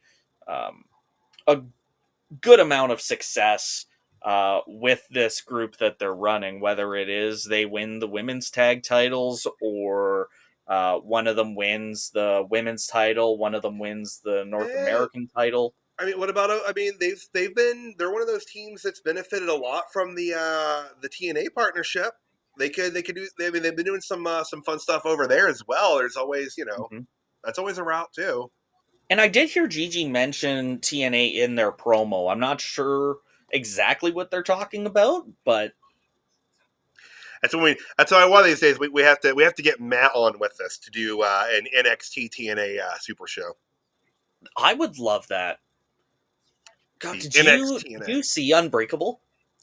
I haven't watched it in full, bits, but I watched the clip with Vance and Sammy, mhm. the tongue stapled to the door spot. Jesus Christ. God, I can't. Or Mance Warner. Sorry, I think I said Vance. Thinking of Vance Archer, I guess. Or Nico Vance of the Information Bush. Very true. Yeah, this package is doing a good job of highlighting some of the strain between Stax and Tony as well. And I guess like the Dark State being involved into this is really it's been a long time coming. They've been screwing with Tony D for a while. Um, this story actually has been going on for a lot longer than I thought it had been. So I kind of redact what I said about this not being on the PLE proper. It probably should be. Well, especially because it has um, family implications, and they're trying to get Dark State over. Mm-hmm. Oh, Tony D with the cops in his pocket. Hey, real quick, while we're still on this package, it'll probably be entrances by the time we go. I'm going to run to the the old the washroom there for a second. I'll be right back, Yeah, that's CJ. fair. I will. I'll take my turn entertaining the fans. We just cut to a pre-recorded video highlighting John Cena's career. Of course, being his last WrestleMania. That's going to be a large focus of this weekend. But holy cow, I gotta say, his heel work the last couple months has been tremendous. Even the promo last night on SmackDown, I think it did a really good job of uh, shedding more light on why he turned on Cody Rhodes. And it doesn't have as much to do with The Rock, more so that it does Cody's interaction with The Rock. I still don't get the whole finger thing that The Rock does. Maybe we'll get an answer at WrestleMania. Maybe we won't. Ooh, I love that transition.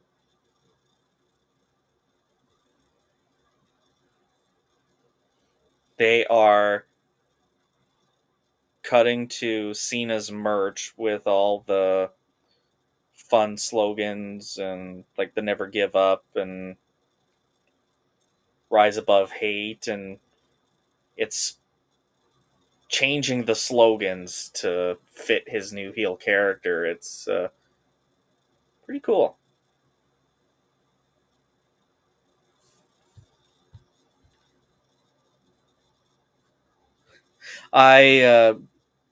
I see Max comment, I saw the Tony fumbled chance, and I had never wished for a sweeping pandemic before in my entire life until then.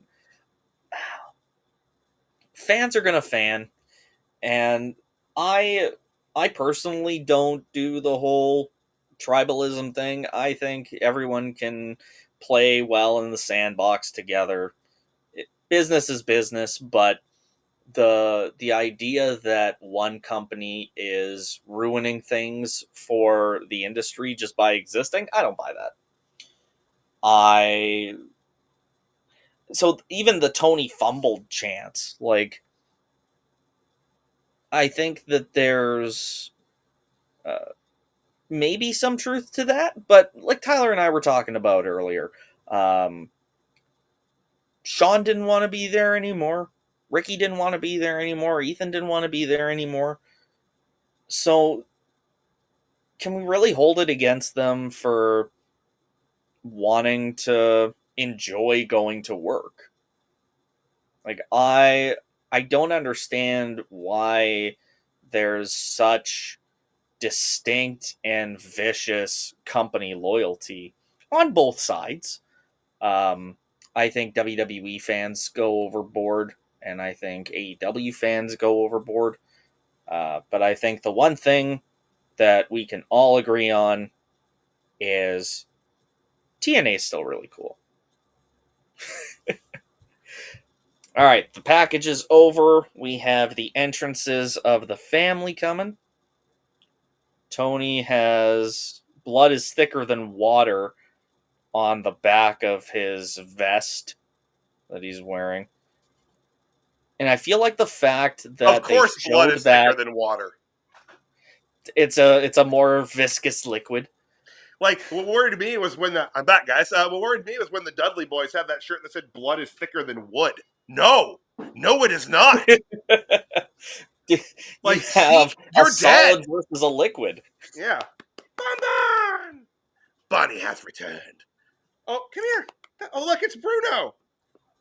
It's Bruno. Oh, hi, Bruno. I swear to God, he heard his name through the headphones just now. His ears went up for a second. He's a good boy. Someone said his name and he appeared. Exactly. But Autumn is standing in the kitchen doing something with an egg right now, so all the dogs have run to the edge of the kitchen, believing they will get egg. I hope they do. They also hope that they do, CJ. They also hope that they do. Maurice! I went into work the other day at the shelter, and there was a sale on cheddar cheese, and so there's an entire like half shelf of the fridge that just has blocks of cheddar cheese. We do cheese Fridays because it's like we don't have any dog breeds that are averse to cheese, so everybody Right. gets cheese on Fridays, and oh, they love The, it. the cheese tax is paid in full on a weekly basis. 100%.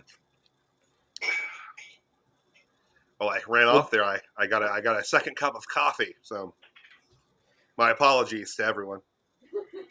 So DarkState makes their entrance. They make their way down to the ring. The brawl is on ringside before the bell can even ring. Yep. And this is one where the referee is going to have to take. Oh no! You still Did haven't you heard a bell. No, I absolutely love that Tony just shouted, "How you doing?" before he got like attacked by 5 guys or 4 guys. Gotta. He might have just said, "Bring me some mama's ragu and That's right. gabagool." Ma spaghetti. The gabagool. Ooh. Damn. Like I feel like Tony D has a lot of detractors, but like I like the character, I like the family concept, and I think that Tony D'Angelo has really come a long way since we've been doing these shows for Dirt Sheet Radio. Absolutely, he has. I'd say even Luca has done a great job of assimilating himself into the family and making a name for himself after the breakout tournament. Yeah. Oh, yeah. And my only complaint about him joining up with the family is that it got rid of his very cool, like Judge Judy-esque entrance theme he had. I completely forgot about that. Yep, where it had that like bump, bump, bump, bump. Like it was cool. I liked that a lot. But I'm also like a nerd for TV courtroom shows. What do you think of the new Night Court? I haven't actually watched it. It's funny because like that's one of those. Sorry, I was pulling the curtain back there a little bit. That's one of those sitcoms that I watched as a child, but I was fully aware I shouldn't have been watching it. Like it was in that kind of vein. So I haven't seen the new one though. They raised up the apron and threw Luca into the frame of the ring. I don't know that I've seen anybody do that specifically. No, I don't think so either. That's offensive offense, as it would be. Cutler James Or is James on Cutler. LFG, and he's not in this match. Like they're literally running a program on another show where he is fighting for a TV contract, and he doesn't get a match on TV. Well, he doesn't have the contract, CJ.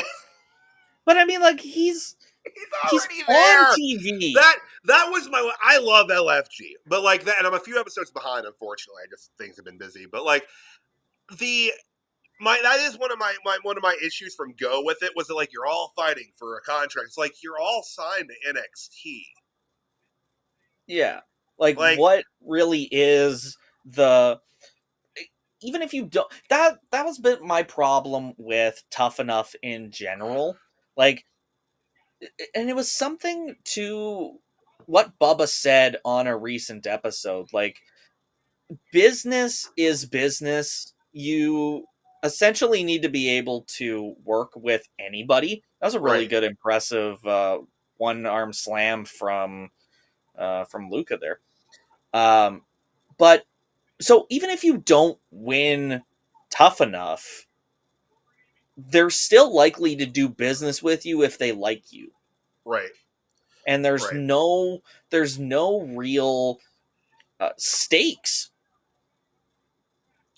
No, there's not. Like, unless it's well, and that was kind of the thing with like anytime they do a reality-based wrestling competition show like that, they're all scripted from start, and it's the unfortunate thing of it. And maybe the goal with that should be like, we're going to make more than one star out of this. Like, yeah, someone's going to be the focus, and someone has to win, but you can make more than one person. Like Sexy BJ Ray is moving closer to being a household name.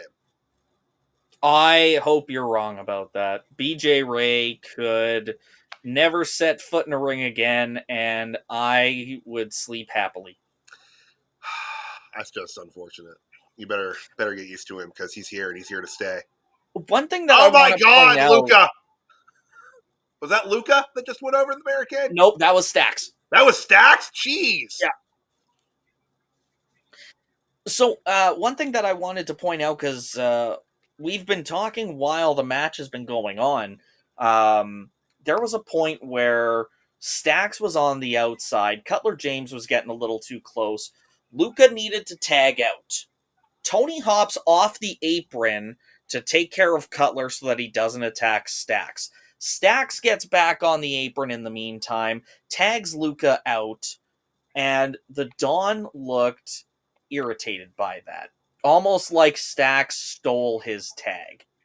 And ever since that moment, Stax has been getting laid into by the DarkState, and Tony is just standing on the apron, Scowling. almost like he's just leaving Stax to fend for himself, which he is now. Like, he's getting some offense off, but Luca is he's not putting his hand out. Tag. Yeah, Tony just kept his hands on the rope. Oh, and this, I don't know if he has, but this is Maurice. Hello, Maurice. If you believe it, he's also technically a Chihuahua. I do believe it. But he's just a large 26-pound Chihuahua. We got the DNA testing, and he was 26% Chihuahua. When I got him from the shelter, they told me that they thought he was a German Shepherd Corgi. Oh, wow. Yeah, which you can't really tell from him sitting here, but he is, I mean, he's got kind of a Jeremy head, but like he's got, he's long and has kind of short legs, but there is no Corgi in him whatsoever, and I think he was like 3% German Shepherd or something like that. The dog I was telling you about that tore my hand up was a Chihuahua as well. And it was this litter that came in that I found out the two different kinds of Chihuahuas. So there's this one that has a deer head. Yes. And then there is the traditional Chihuahua with the small round one. That's the called apple an apple head. Yep. And I didn't realize those were actual, like, technical terms. I didn't know that until the wife moved in and brought a couple more Chihuahuas. But Bonnie and Molly both lean into the apple head variety. Molly, especially because she's purebred, and then both Bruno and Maurice fall into the deer head shape. Okay. Yeah. And it's funny, like Bruno has almost no like kind of like bubble or appling as it would be to his head, but Molly's little face, like, I mean, her eyes are a $7 Uber ride apart. Oh, now Tony's reaching out his hand. Now he's concerned. I don't think he was concerned. I think he just wanted to even show Stax how it's done. Yeah. So if this does lead to a division and split between Stax and Tony, I mean, do you think this is a situation where Tony would be left on his own and the family would go to the underboss? Or would this be a situation where Stax would be ousted and the family would continue with Tony? I think, because they're giving Tony a hell of a lot of shine right here. Like, he's getting, because now it's interrupted. But like, we're still seeing some level of cohesion from the family. And I meant to mention this earlier. The fact that Luca's got the same pattern of pants as Stax. Yep. Tony is kind of the odd man out, still wrestling in a half suit, which, right, I mean, is typical for Tony, but I bet he could find a suit that fit the color scheme with the rest of the family. Right. Maybe he wanted to, he's Gladys Knight and they're the Pips, Even Rizzo's, she's got a top that has that same burgundy color. Yeah. Now, they've done something similar, like Imperium will dress in black and Gunther will wear white, something to that effect. Again, he's Gladys Knight, they're the Pips. Oh, the dogs, again, think that they're all getting food, and they are all wrong.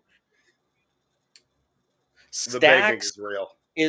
Stax and Luca just helped break up a big pinfall. Like, all 6 guys are in the ring right now. Stax is still on Tony's right.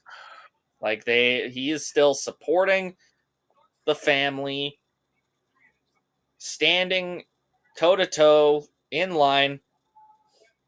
Like, all the right, family's a united front right now. Everyone's brawling in the ring. Ref doesn't have control. Oh,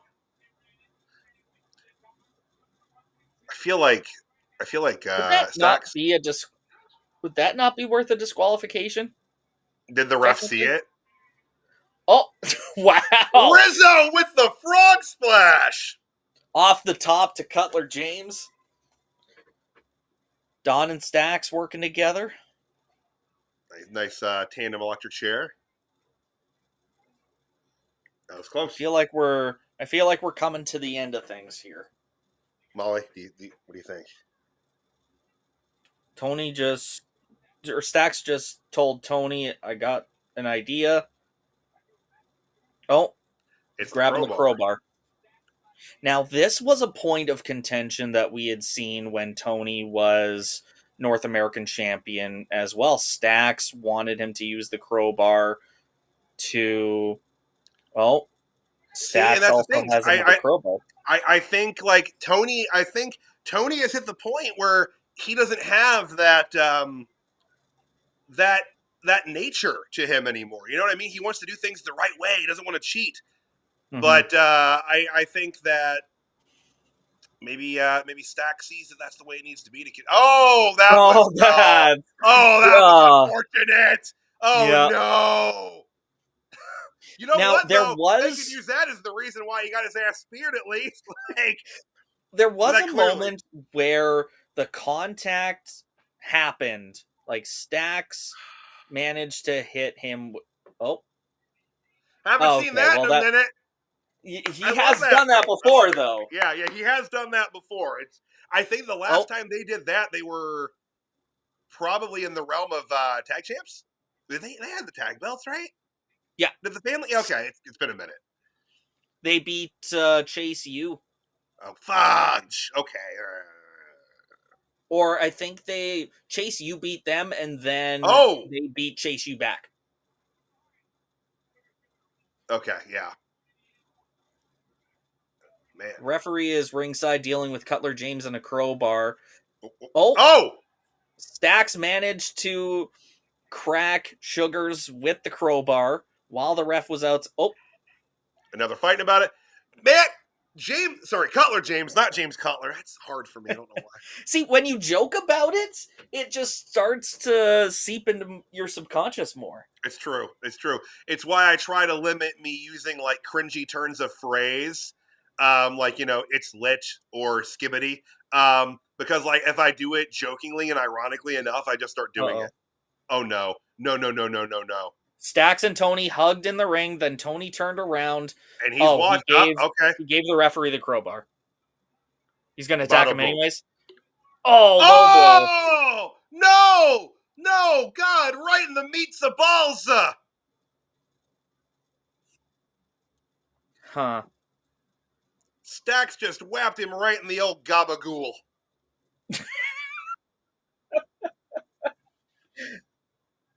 That's a rough pasta fazool. Oh, it's going to be a minute before he's al dente again. I think they're chanting "fuck you, Stax" because Netflix was censoring some stuff. Oh man! And there we go. So DarkState gets the victory over the family, thanks to treachery from Stax. Oh man, He broke his spaghetti. So everyone, it's Punishable worth by noting, death, punishable by death in Italy or Yonkers. or yeah, God. It's worth mentioning here that Adriana Rizzo looks confused and slightly upset and disgusted with Stacks here. Makes sense. Yeah. I mean, she seemed to be on board. Well, I'm sure her and Luca both wanted the family to stay together and work out their issues, which feels like they're not going to be able to do that now. No, I would say assuredly not. And I mean, and this is on the back of making a good faith argument that Stacks is the reason that Tony D lost the North American Championship. The chair that he landed on was brought into the equation by Stacks. It was Stacks that caused the bump of him into said chair. So I mean, it's man, that was a field goal punt right there. yeah, that was Pat McAfee would have been proud of that one. He was a kicker, guys. He was a kicker. Okay, I only know that because he said it on the air a few weeks ago. When they mentioned him, every single episode of the Pat McAfee show, I'm sure. Probably, but I can tell you, I've not seen the only time I've ever seen a second of the Pat McAfee show is when they show clips of the Pat McAfee show on WWE television. Exactly. I'm going to be 40 in a little under 2 weeks. I don't watch the Pat McAfee show. So the family is consoling Tony. Stacks is back up at the ramp. And we are into WrestleMania promos again. Once again. Oh man. So yeah, I mean if nothing else, God, the same span of a year, we've lost both Chase U and the family. But Chase U, there's something brewing now. I don't know if it's going to be Chase U proper again, but Andre Chase is, imparting wisdom and knowledge to the youth of NXT once again, in the shape of Kale Dixon and fourth generation superstar Uriah Conners. He is. It's the truth. Oh, I know he is, but I mean, he's Fit Finley's son. Damn it. Wait, right? Is it Finley's son? Okay, yeah. Okay. Damn it. Not David Finley, but what's his other son's actual name? I'm not sure. Compelled to look this up now.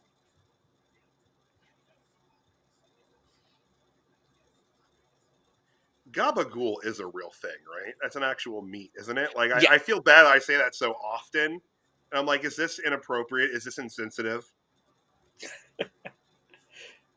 I'm pretty sure it is. I don't know how to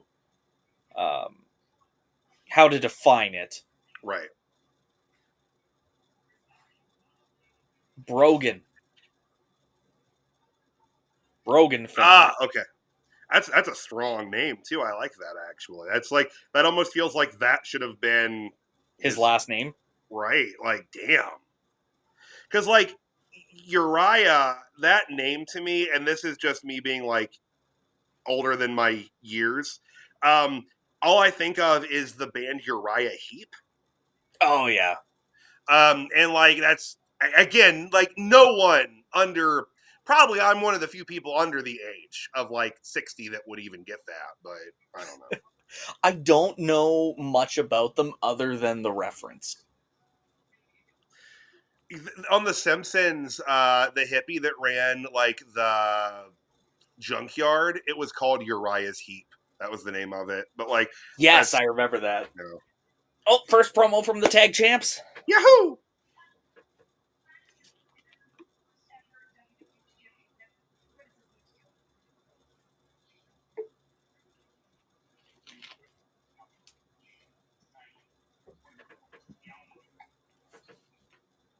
Is Tank the first NIL athlete to win a title? I believe so.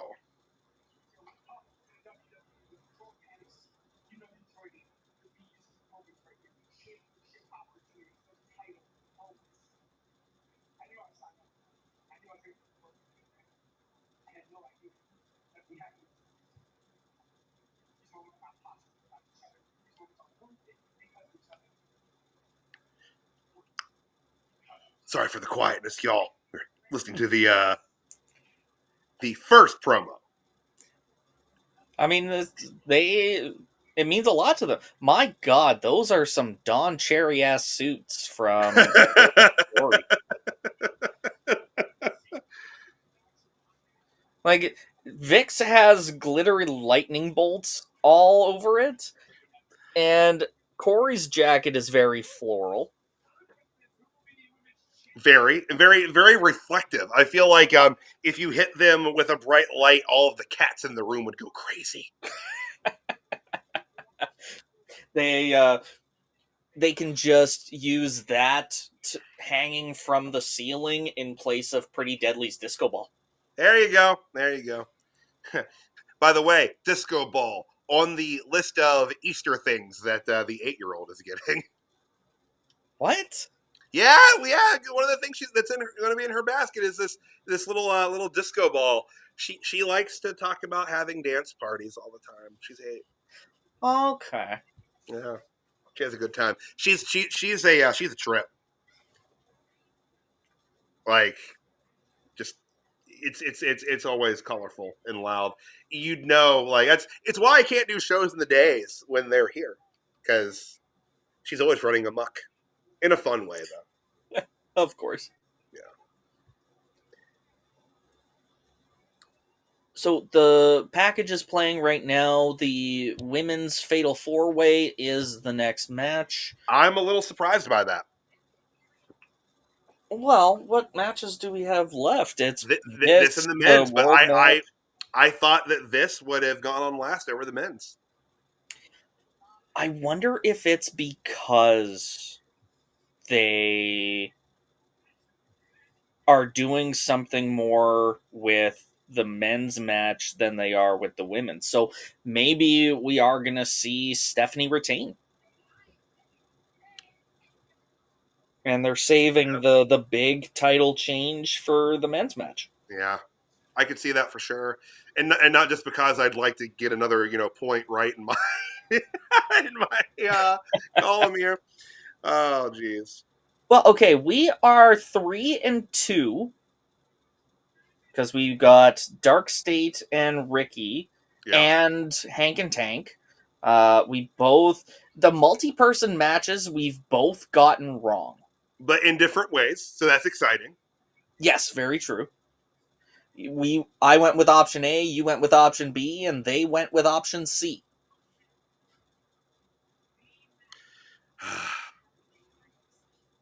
The boot on the face.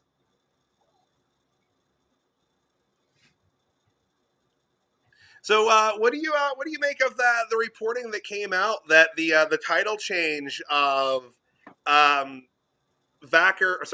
Julia to Stephanie Vacker was not due so much to the injury, but more due to the perception that they think that Stephanie Vacker is more popular and more over than Julia.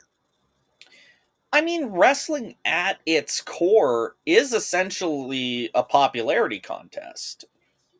Like, it's whoever gets over the most and whoever can put on the best show. But at the end of the day, it's whoever management likes more. So if they get the idea that Stephanie is more over than Julia, then yeah, they'll give her a run and see how it goes. I don't think that there's a big disparity between Stephanie and Julia as far as popularity with the crowd goes, but maybe they just figure this was a match that they wanted to see, and one woman had to win. True. It very well could have been a coin flip, and people are just reading too much into it. Yeah, and I said this when they did that match, but I felt like they kind of they went to that match sooner than I feel like they should have because they had to fill that MSG show. Like, you know what I mean? Like, it was a Madison Square Garden show for NXT. They wanted to do something big, and I feel like they kind of, I don't want to say booked themselves into a corner with that necessarily, but I feel like they went there quicker than maybe they had planned to for that reason. But I don't know. I'd like to see that put to an official poll. Maybe I can get that going at Dirt Sheet Radio in the near future as to like who people, you know, would choose between the two of them if they had to choose one. You know what I mean? Who they, you know, feel is more over between the two, just to kind of see what the. It's a really cool mask that Julie is wearing down to the ring. Her whole outfit. It is. It's interesting. It's almost like she took her style and a general color scheme that she's been sticking to and put kind of a New Orleans flair on it. I mean, considering they're in Vegas, it's a weird choice, but right? Like I know, but like it looks very like. I'm just saying.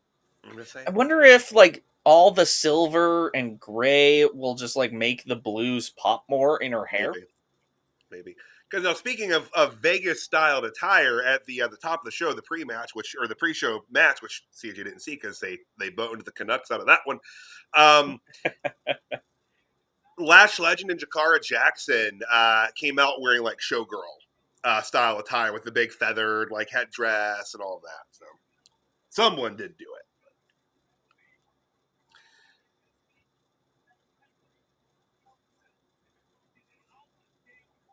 All right, Jaida Parker in the ring.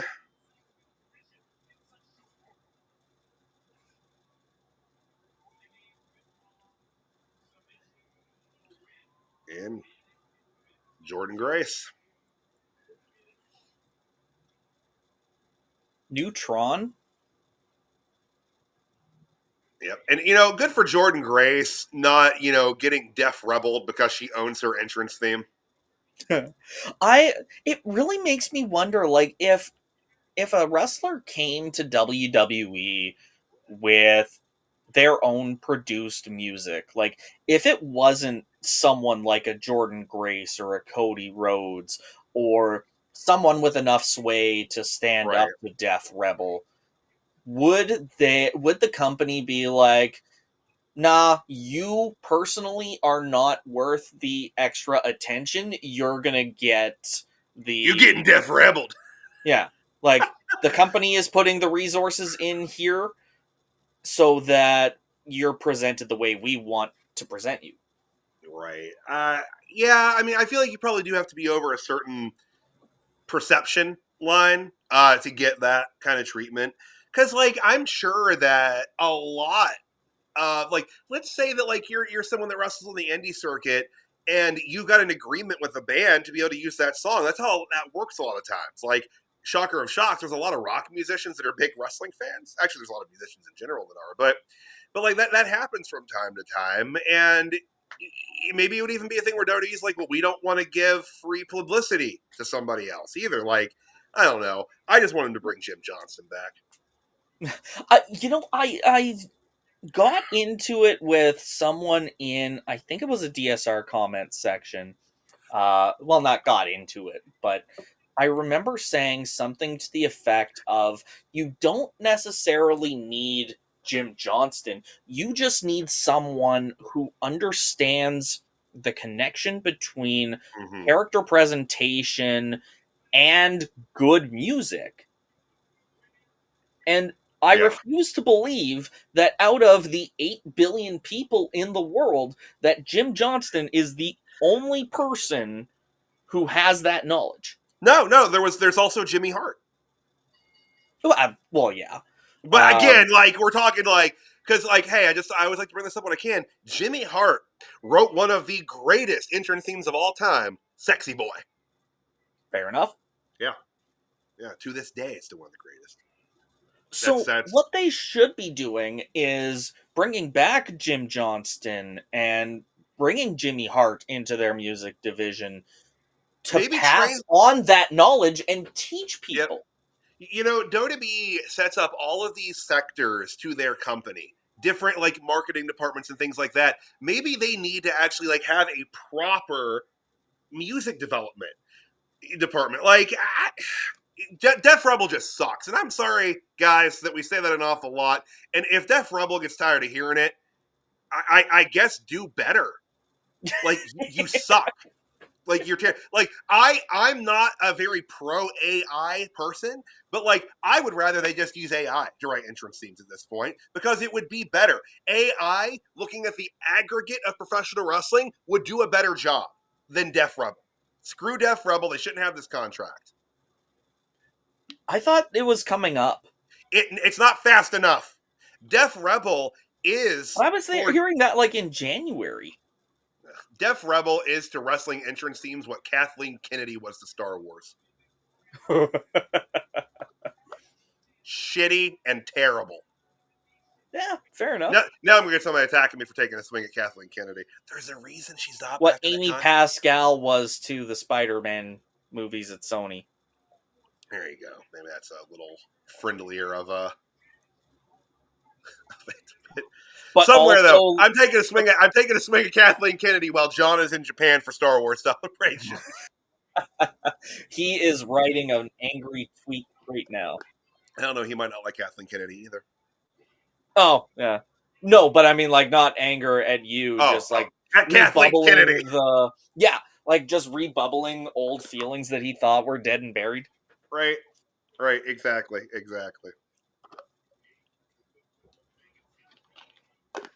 All right, that's cup 2 of coffee, guys. Just good sequence to start off the match. You had Stephanie and Julia kind of getting ready to butt heads, and then Jordynne and Jaida kind of took one of each, and they fought for a little bit. Now all 4 women are just kind of going at each other. You know, I want to speak on Jaida Parker here, as she has them in a double dragon lock situation. Jaida, I feel like she's an incredible talent. I say this all the time on the show. She is without question the real deal. She has every single thing you need to be a long-term main event star in professional wrestling. But I feel like she's even turning it up extra in this type of situation because I feel like she's fighting against a little bit of a current of what these 3 women were outside of this company. You know what I mean? Of this group, she's the only kind of homegrown talent here. And all 3 of these women came into this company with so much just steam and momentum, being world-traveled stars, that I feel like she's doing everything she can to elevate herself so that perception... sorry, I kind of fell on my train of thought there as the action picks up. But she's pushing herself harder to fight that wave that like maybe some people would say that she doesn't deserve to be in there with these 3 women, which obviously if anyone's saying that, they're not paying attention to what's happening, but 100%. Hopefully that made sense. No, I get what you're saying. Like they definitely, like when Stephanie, Julia, and Jordynne all came into the company, they had such a swell of momentum behind them because you had the fan base that follows outside WWE. They were touting how good all of these women are. And I mean, we've been saying it basically since we started doing these rewinds that the NXT women's division is just so fucking stacked. Yeah. And it feels like no matter who you are, whether you are a homegrown talent like Jaida, whether you are a world travel talent like Julia or Stephanie, or whether you are a combination of both in Jordynne, because I would argue her time in NXT as a TNA knockout endeared her in a way that only out of the women in this match, it only benefited her. Yeah. But I think as far as whether the homegrown talent has to fight up current more than everybody else, I think the way the homegrown talent is presented is... That was a stiff kick. Yeah, good God. Oh, and a pretty stiff hair pull to make up for it. Hey, Julia bringing the strong style to stand and deliver tonight. Well, she did say that on NXT recently, didn't she? Yeah, yeah. God, that double chop right there. Good grief. She's you know, just really opening up here on Miss Parker. Well, just to finish my point, I think the talent who come in with hype have to swim just as fast up current and just as hard as the homegrown talent Yeah, because of how well the homegrown talent gets presented too. I agree with that, and I wonder if the way the women are presented on NXT, because they've Stephanie Vacker said this in an interview that she made the decision to go to NXT for multiple reasons. But and she said that the pool of women there was one of those reasons. And I wonder if that was something she considered, that she would have to push herself to keep herself above a certain level in NXT, knowing how stacked and highly thought of that division is. And we talk more about the women's division in NXT, I think, than even the main roster. Well, Outside yeah. of a few women. I mean, considering how we were talking about Charlotte Flair and Tiffany Stratton's match at WrestleMania versus how we've talked about the NXT women's division as a whole, Yeah. like it's I don't want to say we're biased because I don't think that's it, but I think that the presentation of the NXT women's division has been more consistent and I'd say just plain better than a lot of the women on the main roster. Yep. Yep. They just got such a good handle on the division. Shawn knows what he's doing with the booking of it.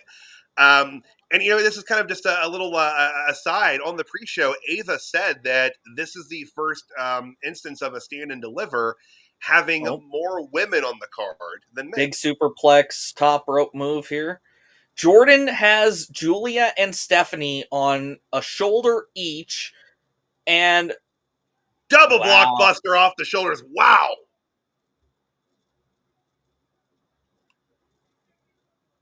Do you Dang. think NXT's women's division is kind of reverse bottlenecking a bit? How do you mean?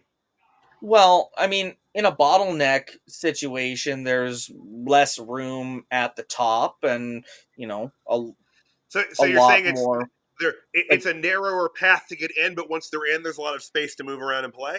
Is that narrow method of entry, and to get to the top, there's just a lot more women up there because of how they're yeah, presented. yeah, absolutely.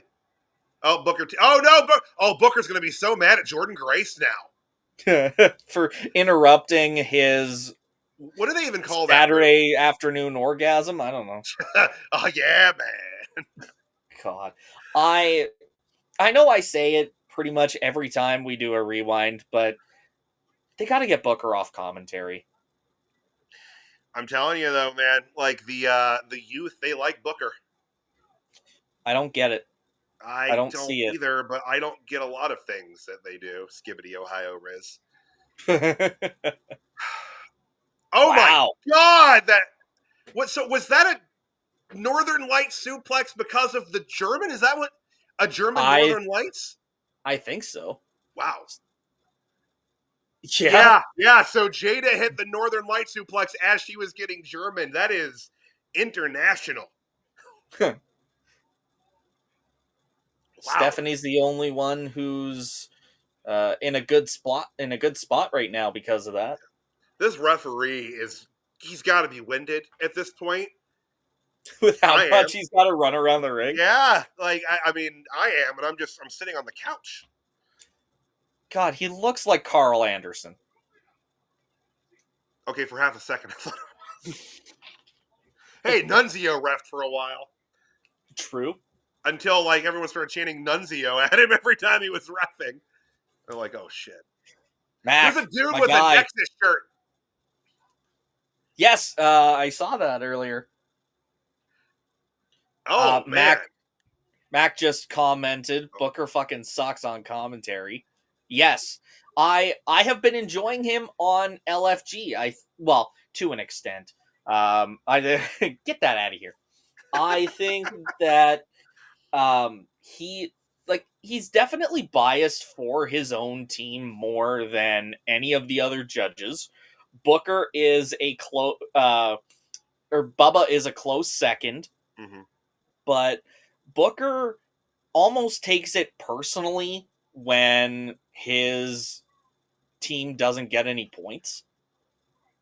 Here's the thing: he's honest to God, he's brilliant. Like, if you listen to interviews that he's done over the years, like, he has such a mind for the business, and he comes across as just being a really, like, well-spoken guy when it comes to wrestling. But, like, on commentary, he does come across like a kind of, Wow. Jesus Christ! Julia just headbutted Stephanie Vaquer into the mat. They were both standing, and it was just relentless until Stephanie buckled. She collapsed to the mat, and Julia just kept headbutting her. Like, I've heard of stomping a mud hole. I've never seen anyone headbutt a mud hole. And still walk it dry. Right? Oh, Booker's. Oh, poor Book. He just can't get it tonight or today, I guess. I love Booker's feedback. Like, it sounds credible. Like, he is a very credible coach. He's got a wealth of experience, but I just don't want to hear his buzzword commentary and or his horny noises. Yeah. It doesn't add anything to the show for me. Yeah. Understandable. But like I said, like I think that and again, like, this comes across on LFG, like, he's good at, that training aspect. But man, they just let him do whatever he wants on commentary. And he makes some questionable decisions in that regard.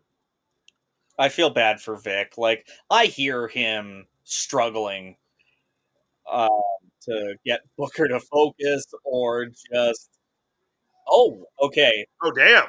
Jordynne, Julia, and Stephanie are all stacked on top of each other in the corner, like laying across the second rope.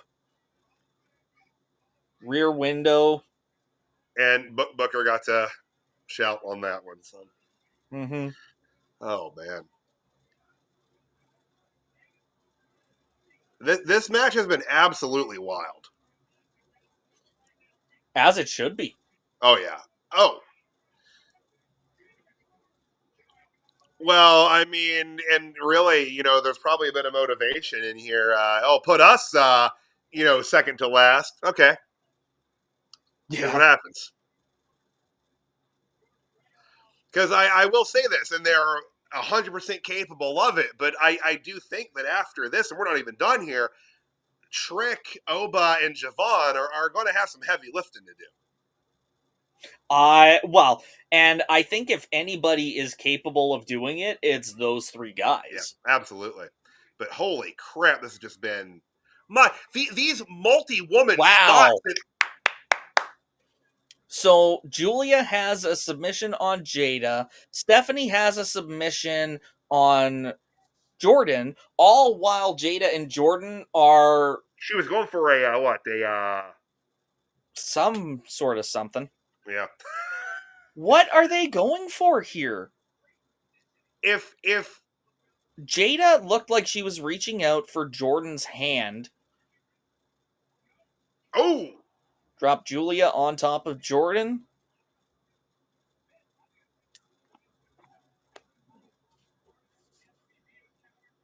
Who did you say you had in this match? I had Stephanie for this one. Okay. So there is a chance for one of us to still pull ahead in our prediction count before the main event. It's true. So if Stephanie retains or if Jaida wins, then we will not tie. But if Julia or Jordynne wins, then we 100% tie because we both picked Yvonne. Yeah. I could have sworn you picked Oba. I might have talked about it at one point when I was still going back and forth, but when I posted the post, I had gone Javon. I don't know. It'll be interesting. And again, like I think I'm more certain that it's not going to be Trick and it's between Oba and Javon. But my Well, heart goes with Oba, Javon on it. or not Oba, sorry. I was just saying Booker finally got his rocks off, thanks to Stephanie. Oh, going for number 2. Oh my god. Yeah, like I can't listen to those noises. It is and there's number 3. Oh, 3 times in one night? Booker T is an old man. He can't handle this.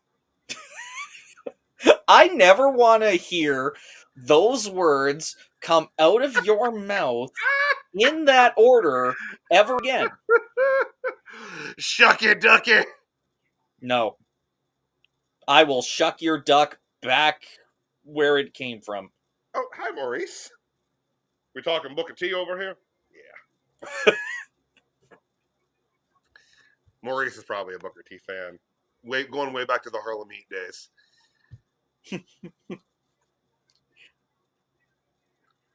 I just sent you a picture on Messenger. All right, oh shit. Oh, that's so mean to Ciampa. I shout out to useless, unsuccessful, and unpopular wrestling memes. Somebody posted. Not a huge shout out to him though, because the admin of They that still have you blocked blocked. me. Oh my god, they blocked me like 5 years ago because he fought me over an original meme that I made that he said wasn't mine. And then he just blocked Julia me. So. almost got the pin on Jaida.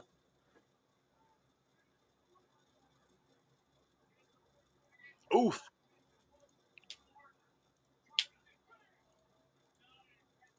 Oh, Stephanie coming off the top, breaks up Jada's pin.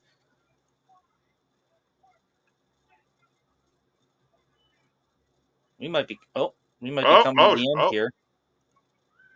She had a hard time working her up for that. Mm-hmm.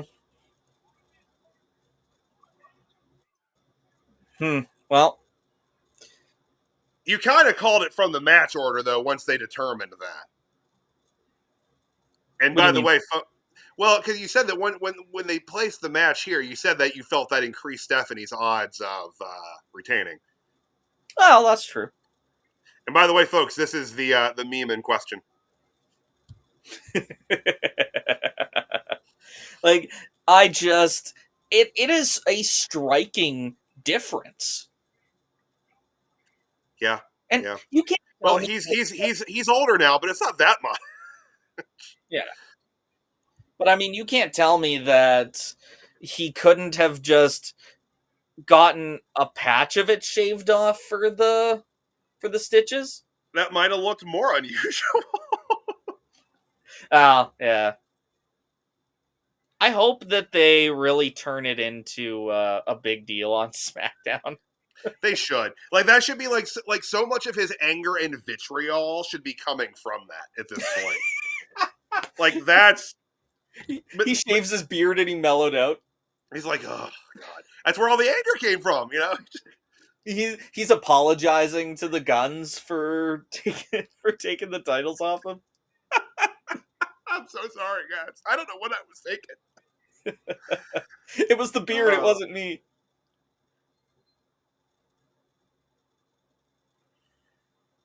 Well, congrats to Stephanie.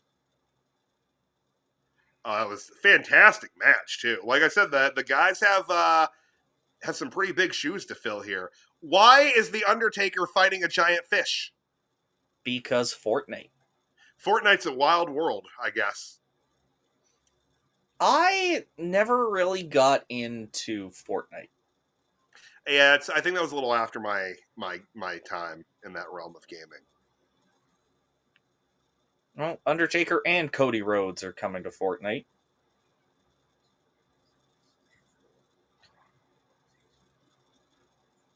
They're promoting the next NXT pay-per-view. Oh, Battleground in Tampa. Okay. All right, staying in the backyard of Florida for that one. I don't know why I said it with so much vigor, but here we are. I didn't catch where they said which arena it was going to. Yeah, they didn't. I wonder if they don't have that nailed down quite yet. It's Vic said it's it. Vic said oh, it. I they? just didn't catch it. Okay. It is still wild to me. That's like we're doing this live watch along, for Stand and Deliver, and then like hours later we'll have WrestleMania. Oh my god! Thankfully, that's not a watch along. Well, no, but we will have a post show Yes, we following will. WrestleMania Live tonight, as well as tomorrow night. I will definitely be on tonight. Tomorrow is shakier, as that is Easter, and we're going to have a nighttime Easter egg hunt. Which does sound fun. Yeah, it does. It does. I'll never really understand what gave this company the balls to do WrestleMania on the weekend of an international acknowledged holiday. Lexus King is still looking for his Heritage Cup.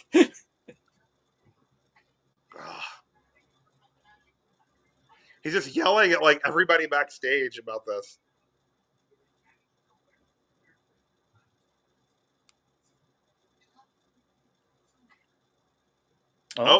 Stacks. He's not answering questions. Oh, Luca.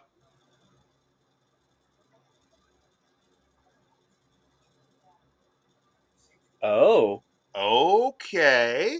Very mysterious. Yep, Keep your phone on you. I'll explain everything later. Yep. Okay. So we will. It sounds like we'll be getting an answer on why Stacks turned on the family this Tuesday. Okay. I am interested to hear that. Interested to hear his reasoning for that. Because God, just that was a heavy kick. Mm-hmm. Oh my God, I fell behind on the comments here, guys. I'm so sorry. Hello, Hunter. Hello.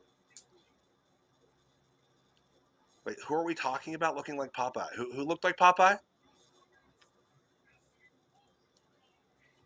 Oh. Mac, where did you hear that from?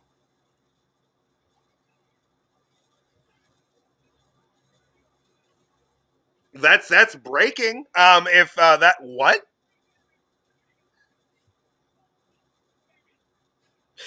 And it's interesting that it would be Worlds Collide with AAA instead of TNA.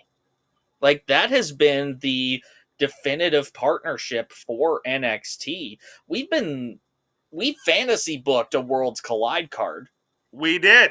That was one of our deep dives on the Level Up Adventure. Yeah, back when Josh Alexander was still on TNA. WrestleVotes has it, apparently. WrestleVotes? Okay. Wow. All right. Well, that's exciting, though. That's not that fake account WrestleVotes, is it? Wait, did you just make that up, or was that WrestleVotes? No, is that Elmer Fudd's account? No, there was I can't remember. I can't. I can't remember what it was, but I think it was Dave Meltzer got tricked by a fake WrestleVotes account. Oh. And that was the handle was WrestleVotes. WrestleVotes? That's funny. That's pretty funny. But it also probably shouldn't please me as much as it does when Dave Meltzer gets one pulled over on him. Oh, 100%.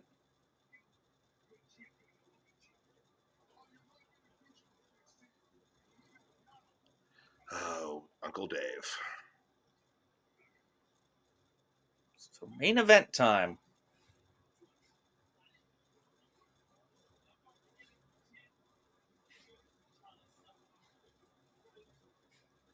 All right, triple threat main event. I wonder how much longer Trick is going to be on the NXT roster for. I loved that, by the way, when Javon said that you're Carmelo Hayes. Oh yeah, so good.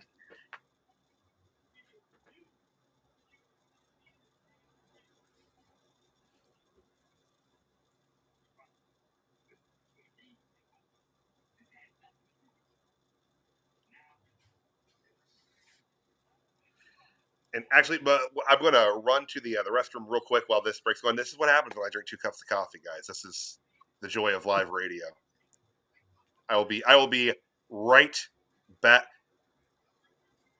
Yeah, I Oh, that. can. Oh I my, can Mac. understand the wrong. Oh, what'd you send me? What is it? Oh, probably sent you the.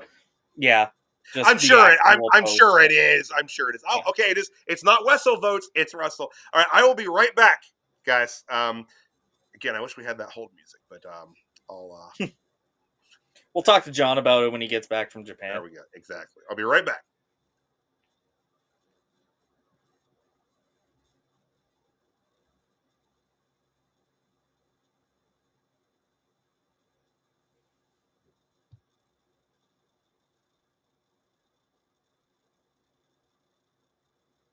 Oh, we finished up the video package of the main event match, and now they're playing a video about AJ Styles, probably hyping his match against Logan Paul at WrestleMania. I am pretty bummed that they didn't put the belt on Jada Parker tonight. Not because I ended up being wrong, but because it felt like a really good opportunity. But we'll see. Hopefully, she gets her moment sooner rather than later.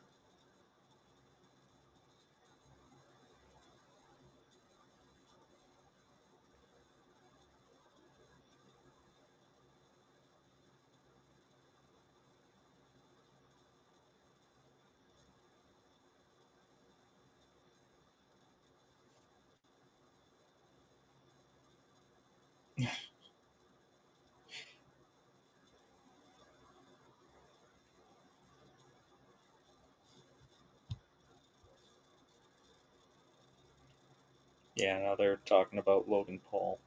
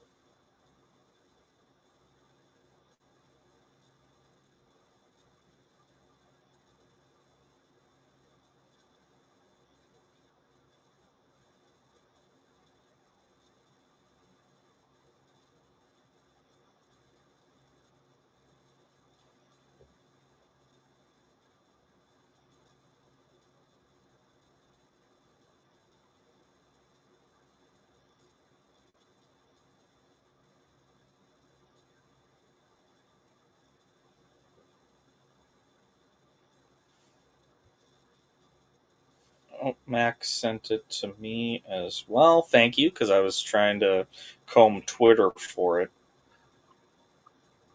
I'm back. Wonderful. Crazy. Yeah. That's quite the breaking news there. I would say. I definitely know less about AAA than I do TNA. So I won't be able to book a fantasy card the same way I would Right. book a Worlds Collide with TNA.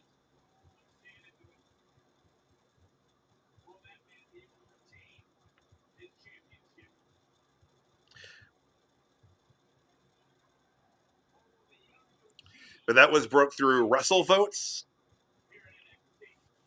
Yes. So that's pretty big. That's huge. They're that's here comes Trick. Booker T's going to have an aneurysm during this entrance. Mm-hmm. Mac, I never got the message you sent me.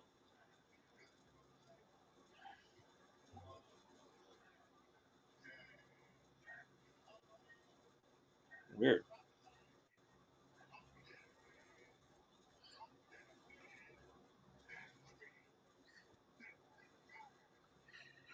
See, I just want you to know that right now, my wife is rolling her eyes and scoffing at Booker T, shouting in between the beats of Trick Williams' entrance theme. I just want you to know that.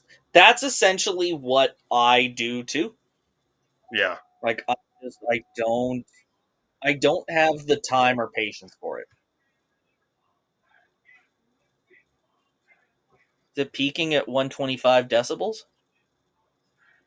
That's a heavy Trick whooping though, right there.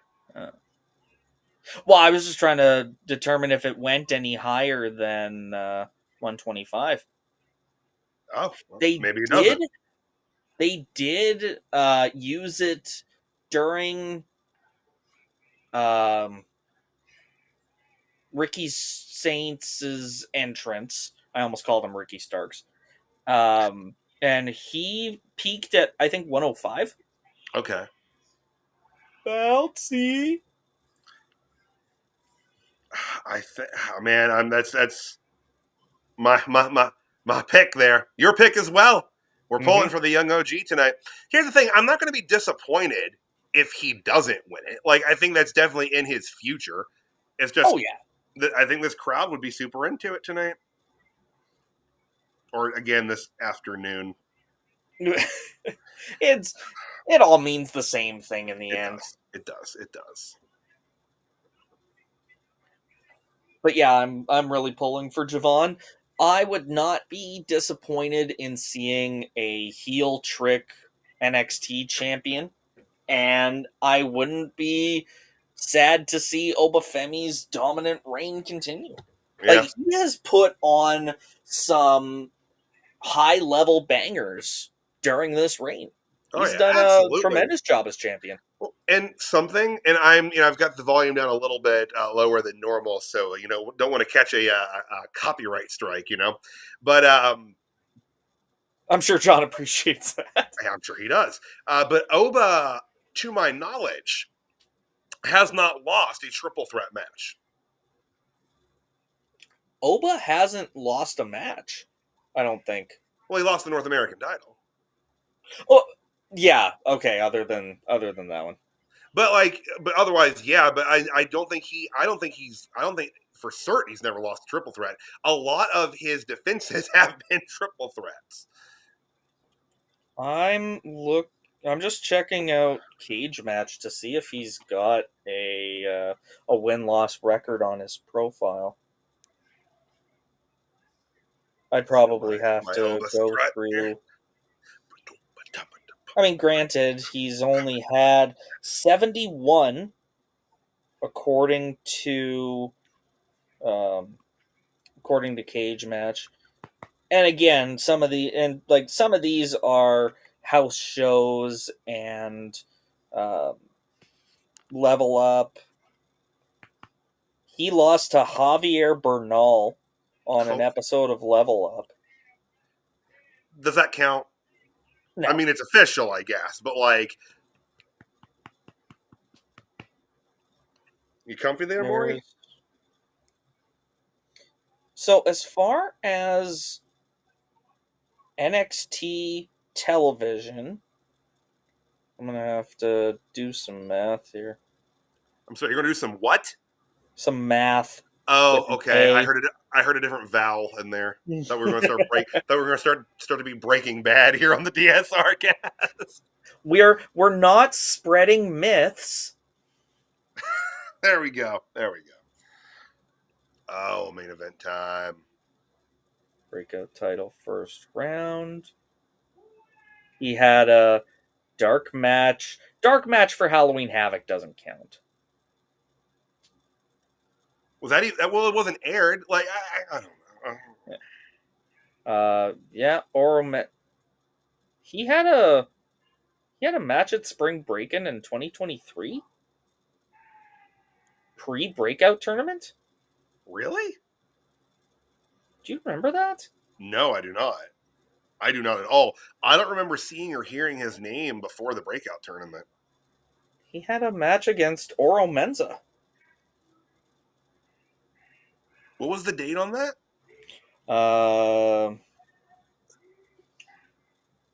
Let's have to switch back over. Spring Breakin' 2023, April 25th. Huh. I do not remember that. That was the night Indy Hartwell defeated Roxanne Perez and Tiffany Stratton in a triple threat match to retain the NXT Women's Championship.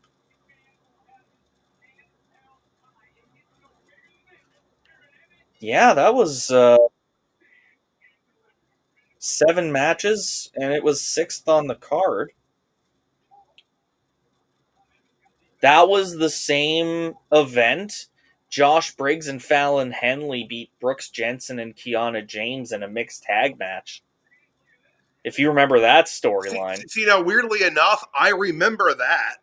Yeah. Because that was part of the breakup with their group. So I remember that happening. The family beat Pretty Deadly in a trunk match. I also recall that. Okay, so let me see if I can find what incited this this feud with Oro Menza. The continuing and reigning Stephanie Vacker was the winner of the NXT championship. Fantastic match, Alexander. If you didn't see it, go back and check it out because it was quite the spectacle. Yes.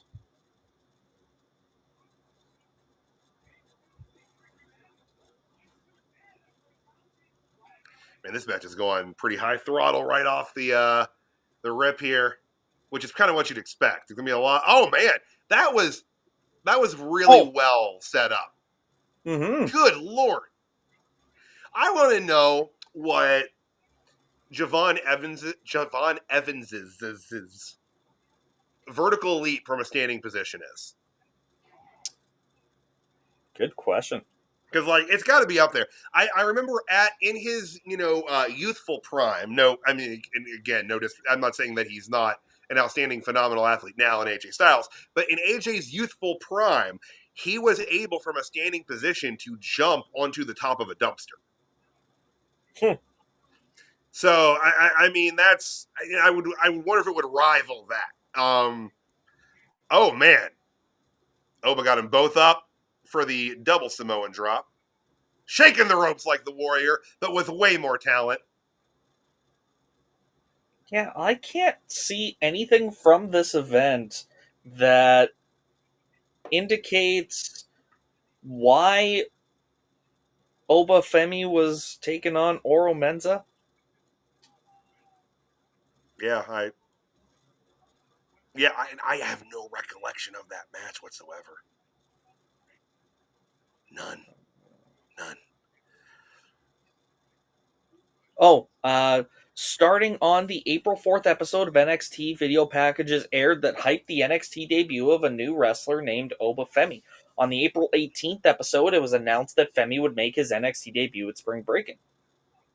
Huh. Why don't I remember that? They hit us with the Man in Black mind wipe thingy, man. That's what happened. I guess so. I'm going to have to go back and see if I can rewatch that event. Well, should be available. Or Jade versus Lyra Valkyria. Andre Chase versus Braun Breaker. Carmelo Hayes versus Grayson Waller. Grayson Waller.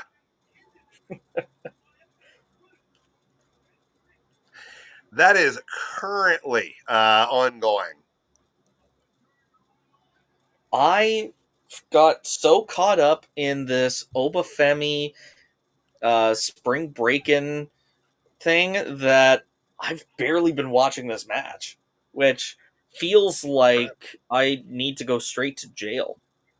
Right to wrestle jail.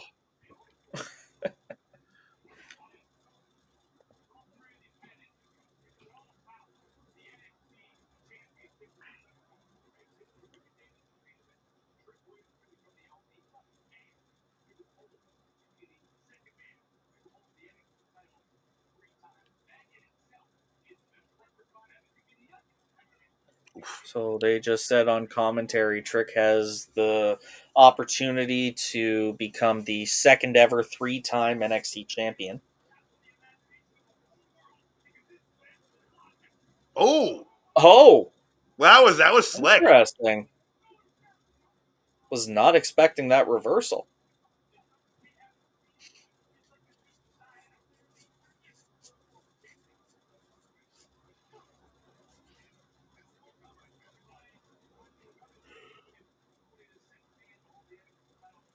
All right. You remember who the first man to hold the NXT title 3 times is? Without looking it up. No, I'm not looking at. Yeah, the benefit of you Screen having towards you. your the benefit of you having Towards you. your camera on is I can monitor you. That's true. Ends up. First person to win the NXT Championship 3 times. I can even give you a hint if you want it. Yeah. Throw me a hint because, like, I'm not really zeroing in on anybody immediately. They are no longer with the company. Oh wow. Okay. God. I've got another hint locked and loaded. Are they if you still want it. wrestling currently? Yes. Okay. 2 of the title reigns were black and gold. The second reign was in 2.0. Or the third reign was in 2.0. Was it Adam Cole, baby? Nope. Okay. Wasn't Roderick Strong? He never even had the NXT He never had title. it. Yeah. I'm just trying to think of guys that are wrestling elsewhere right now. So they were there for a while, not with the company anymore. Who was it? Samoa Joe. Oh, really? He traded it back and forth with Shinsuke Nakamura. And then the third time was after he got released from the main roster and was back down in NXT for a bit. Okay. Samoa Joe. Now 1/3 of the AEW Trios champions. A direction? Alongside Hook and Shibata. Not a bad group of people, though. No. I think that's Shibata in the ops. Like I said, I only follow AEW. I don't actually watch it, so apologies to Shibata if I'm wrong.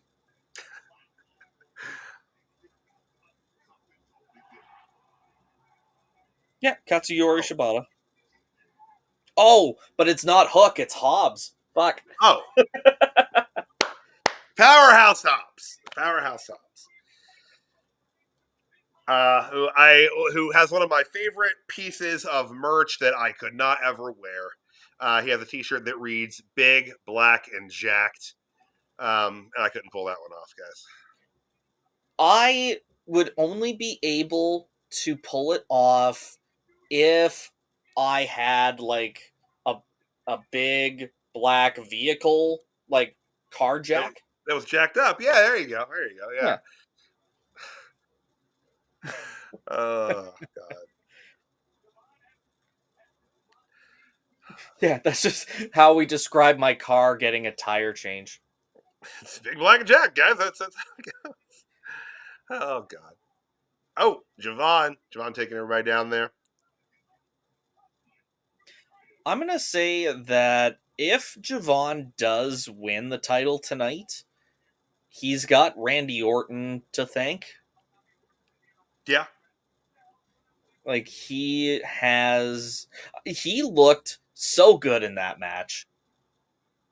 And I'm not saying it was because of Randy, but I'm sure Randy's recommendation goes a long way. Oh yeah, absolutely, absolutely. Randy's recommendation can go a long way, as can him not liking someone, Yeah, oh yes. Ken as we've heard. Kennedy can attest to that. Wasn't that both Orton and And Cena. Cena? Yeah. Yeah, that's kind of a death sentence at that point for your career.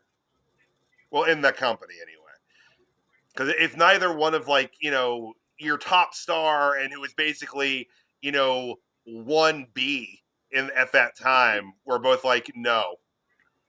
Ooh. Uh-oh. I think he also had a wellness strike for some steroids too. Oh goodness. Kennedy did. Yeah, Kennedy did. Not that Orton hasn't also had them. I could have sworn Randy had 3 strikes. They got rid of one. I'm pretty sure they explain, they actually, as a company at one point, I thought they issued a statement about why they took one away from him. Because I remember his second strike came in 2006 when he was getting ready to fight Hulk Hogan at SummerSlam. Right.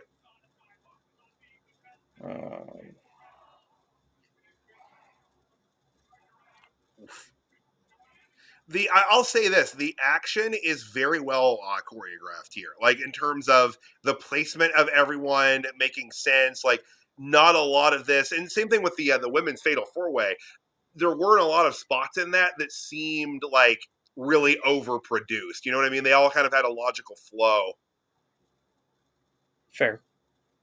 And I feel that way about this too. Like, everyone, there's a logic to the positioning and where they're at for this. It doesn't feel like just so staged. Orton's match with Hogan was after the suspension. It was his feud with Kurt Angle, where they claimed he had his ankle broken. Okay. That ankle lock. That angle lock. It's oh man. Wow.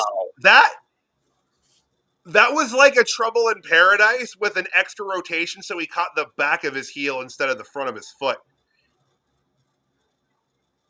Javon Evans, ladies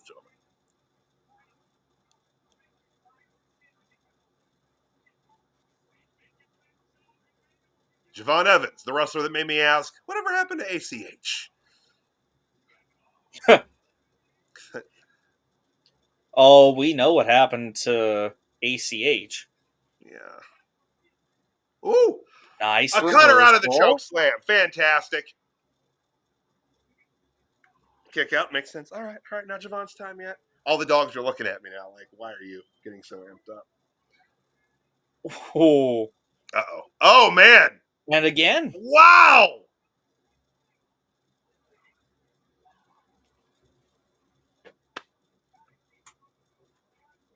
Wow. Man, oh man. Ooh. Jiminy! What an uppercut. Oh, pulled out. Oh, I thought Javon kicked out. I did too. I saw his shoulder come up. Oh, God, that was like the small of his back hitting the edge of that. Maurice is coming over to me now because he thinks I'm in distress. Holy shit! Wow. Javon was able to pick up and slam Femi. Oh, yeah, there's no way he's not winning this match right now. Where's Trick? That's it? Oh. Oh, Why the hell would you run around the ring instead of just sliding in? Yeah. Oh no, Javon's looking disheartened here. Javon's looking like he's lost. What? Did Trick just take out the ref? Yeah. Yes, he did. It's okay, Maurice. It's all right, buddy. It's all right. A lot going on. So that pretty much cements Trick's heel turn. Yeah, yeah. Maurice, are you aghast that Trick Williams is doing these things?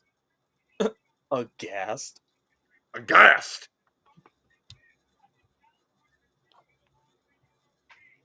Hey, buddy. You gonna headbutt me till I pet you? Okay. Dean Ambrose is not returning to WWE this weekend. I'm sorry, am I missing things in the comments section? Yes, you are. Get distracted by the action.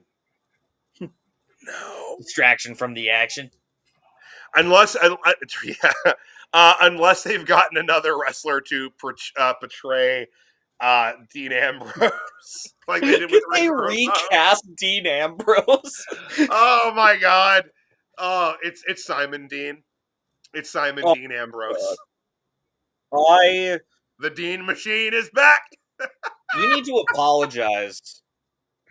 I'm just saying, that's just as likely of an occurrence.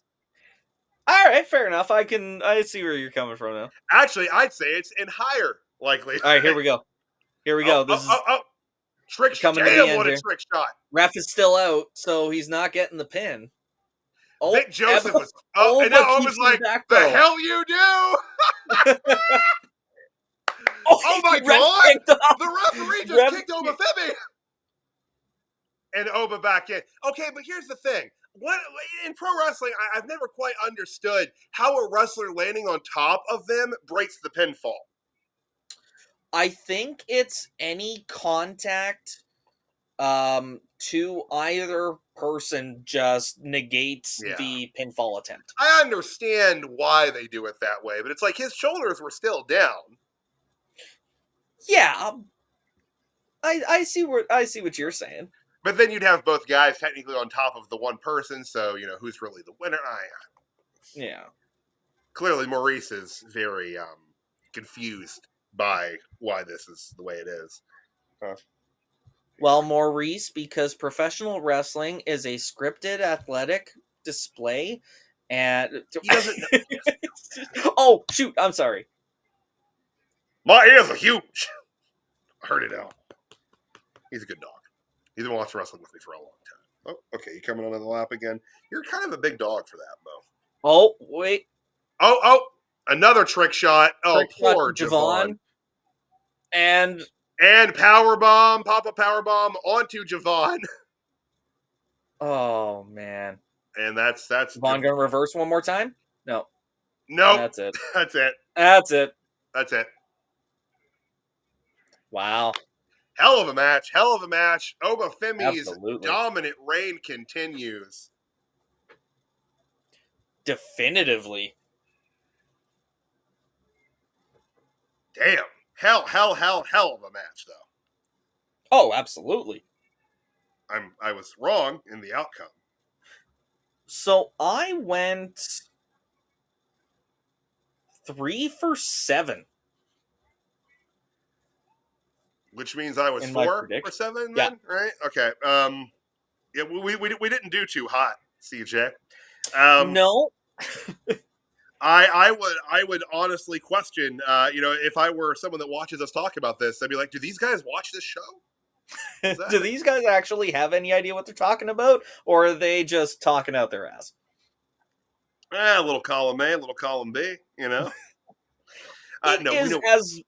It is as much prediction as the quote-unquote actual dirt sheets have to work with. Right? Man, that was stellar, though. Stellar work from everybody involved there. And again, like we say going into this, I'm not going to complain about watching Oba Femi continue this reign as NXT champion. Exactly. And Javon Evans' time will come. It will come. I mean, this was, I think, a really good litmus test for him in that the audience was here for it. Oh yeah, they would have given them the reaction that they would want to get had he won this championship here tonight. I think the audience was very much riding on the wave of emotion with Javon here. So his time definitely will come. But Oba's time is not over. No, but this does obviously solidify that he's not as main roster bound as I initially thought. But, maybe Trick is. I think Trick definitely is. I mean, he technically loses on his way out, doesn't take the actual pinfall, though, so he can retain a little bit of strength moving up to the main roster on that. So, that's, guys, that's stand and deliver. I forgot I was watching this on a bit of a delay. Oba was posing with the title, and then this notification popped up from Netflix saying the live event had ended.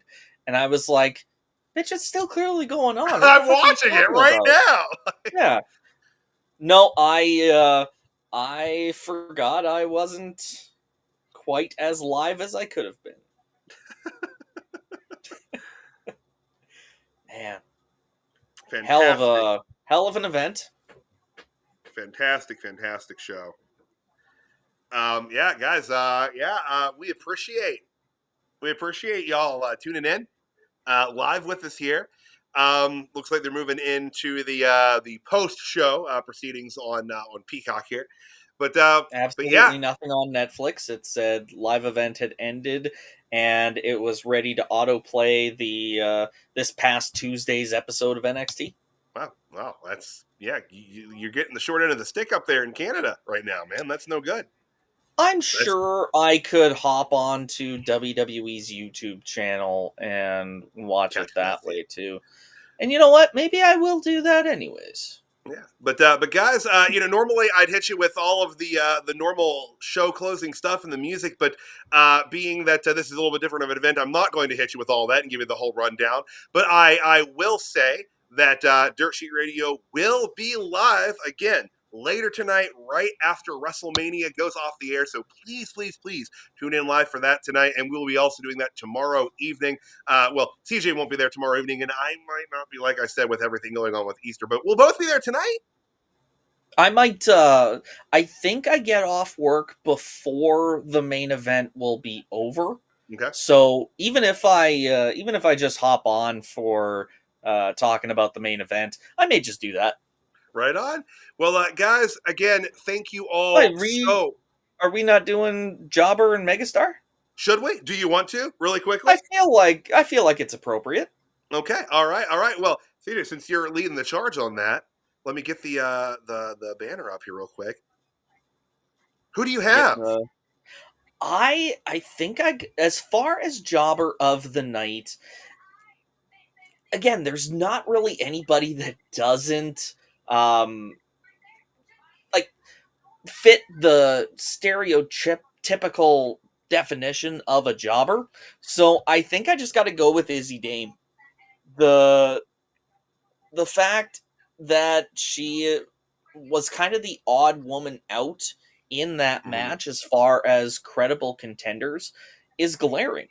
And I think the culling or the information bush, whatever your flavor, has more that they need to do before anybody else in that stable is at the level of solid contender, especially because Shawn Spears' North American title reign was only a couple of weeks. Mm-hmm. So I think they need to do more to build them up, and she kind of had that issue. So Jobber of the Night material is for Izzy. Izzy rules. I'm on this account now. Dirt Sheet Radio is Izzy Dame on our socials? Is that how I'm reading this? No, I think that means Mac is currently helming the DSR social right now. That's what that means. All right, shut up, Mac.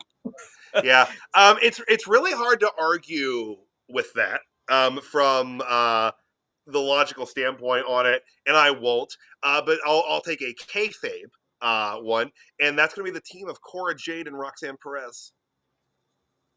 You didn't see the pre-show, but Cora got walked out on. Roxy was yelling at the end here. I saw her on the TV yelling at Ava while Stephanie was in the room, so I don't know what that was all about. But But yeah, I'm going to go with them as a team. I was all hopeful and glad, and I was like, hell yeah, they're back together riding again for the biggest show of the year, and it was all for naught. So unfortunately, I'm going to give it to them as a team tonight. It is what it is. But Fair. yeah, it's unfortunate. But that's going to take us into our megastar. Megastar is here tonight. Where's my banner? I didn't delete the old pictures out from Tuesday, so like I'm like wading through a bunch of stuff. Oh God, yeah. But megastar of the night, CJ, brother, who's your megastar? There's a lot to choose from here. That is probably a harder decision. I'm giving it to Hank and Tank and Sol Ruka. Both titles were a long time coming, and they definitely put in the work. I'm looking forward to seeing where both of their first defenses go, particularly with Sol Ruka and the fallout that is going to come from Zarya not winning. Yeah. But also just being able to see these people succeed when the circumstances hadn't lined up right for them in the past. Like Hank and Tank, this is just their first time getting over. Sol with her injuries, not doing her any favors. So for them to finally get this opportunity is incredible, and I'm very happy with how those matches turned out, and I'm looking forward to seeing how they do. Yep, hell yeah. Now, again, not to kind of piggyback on choices you've made, because Tank and Tank were definitely in my running. But I just kind of flip it here. I'm going to go with Javon Evans, even in loss. I think he came across as a megastar tonight, and that's about as close as you can get to winning a world championship and not actually do it. And I think that the crowd was behind him 110% tonight, and I think that this was a true display that his time is coming. To have gold around his waist in NXT, and I think he'll he'll probably be down in NXT for at least a couple more years, but I think that he has that potential to be just a mega breakout star.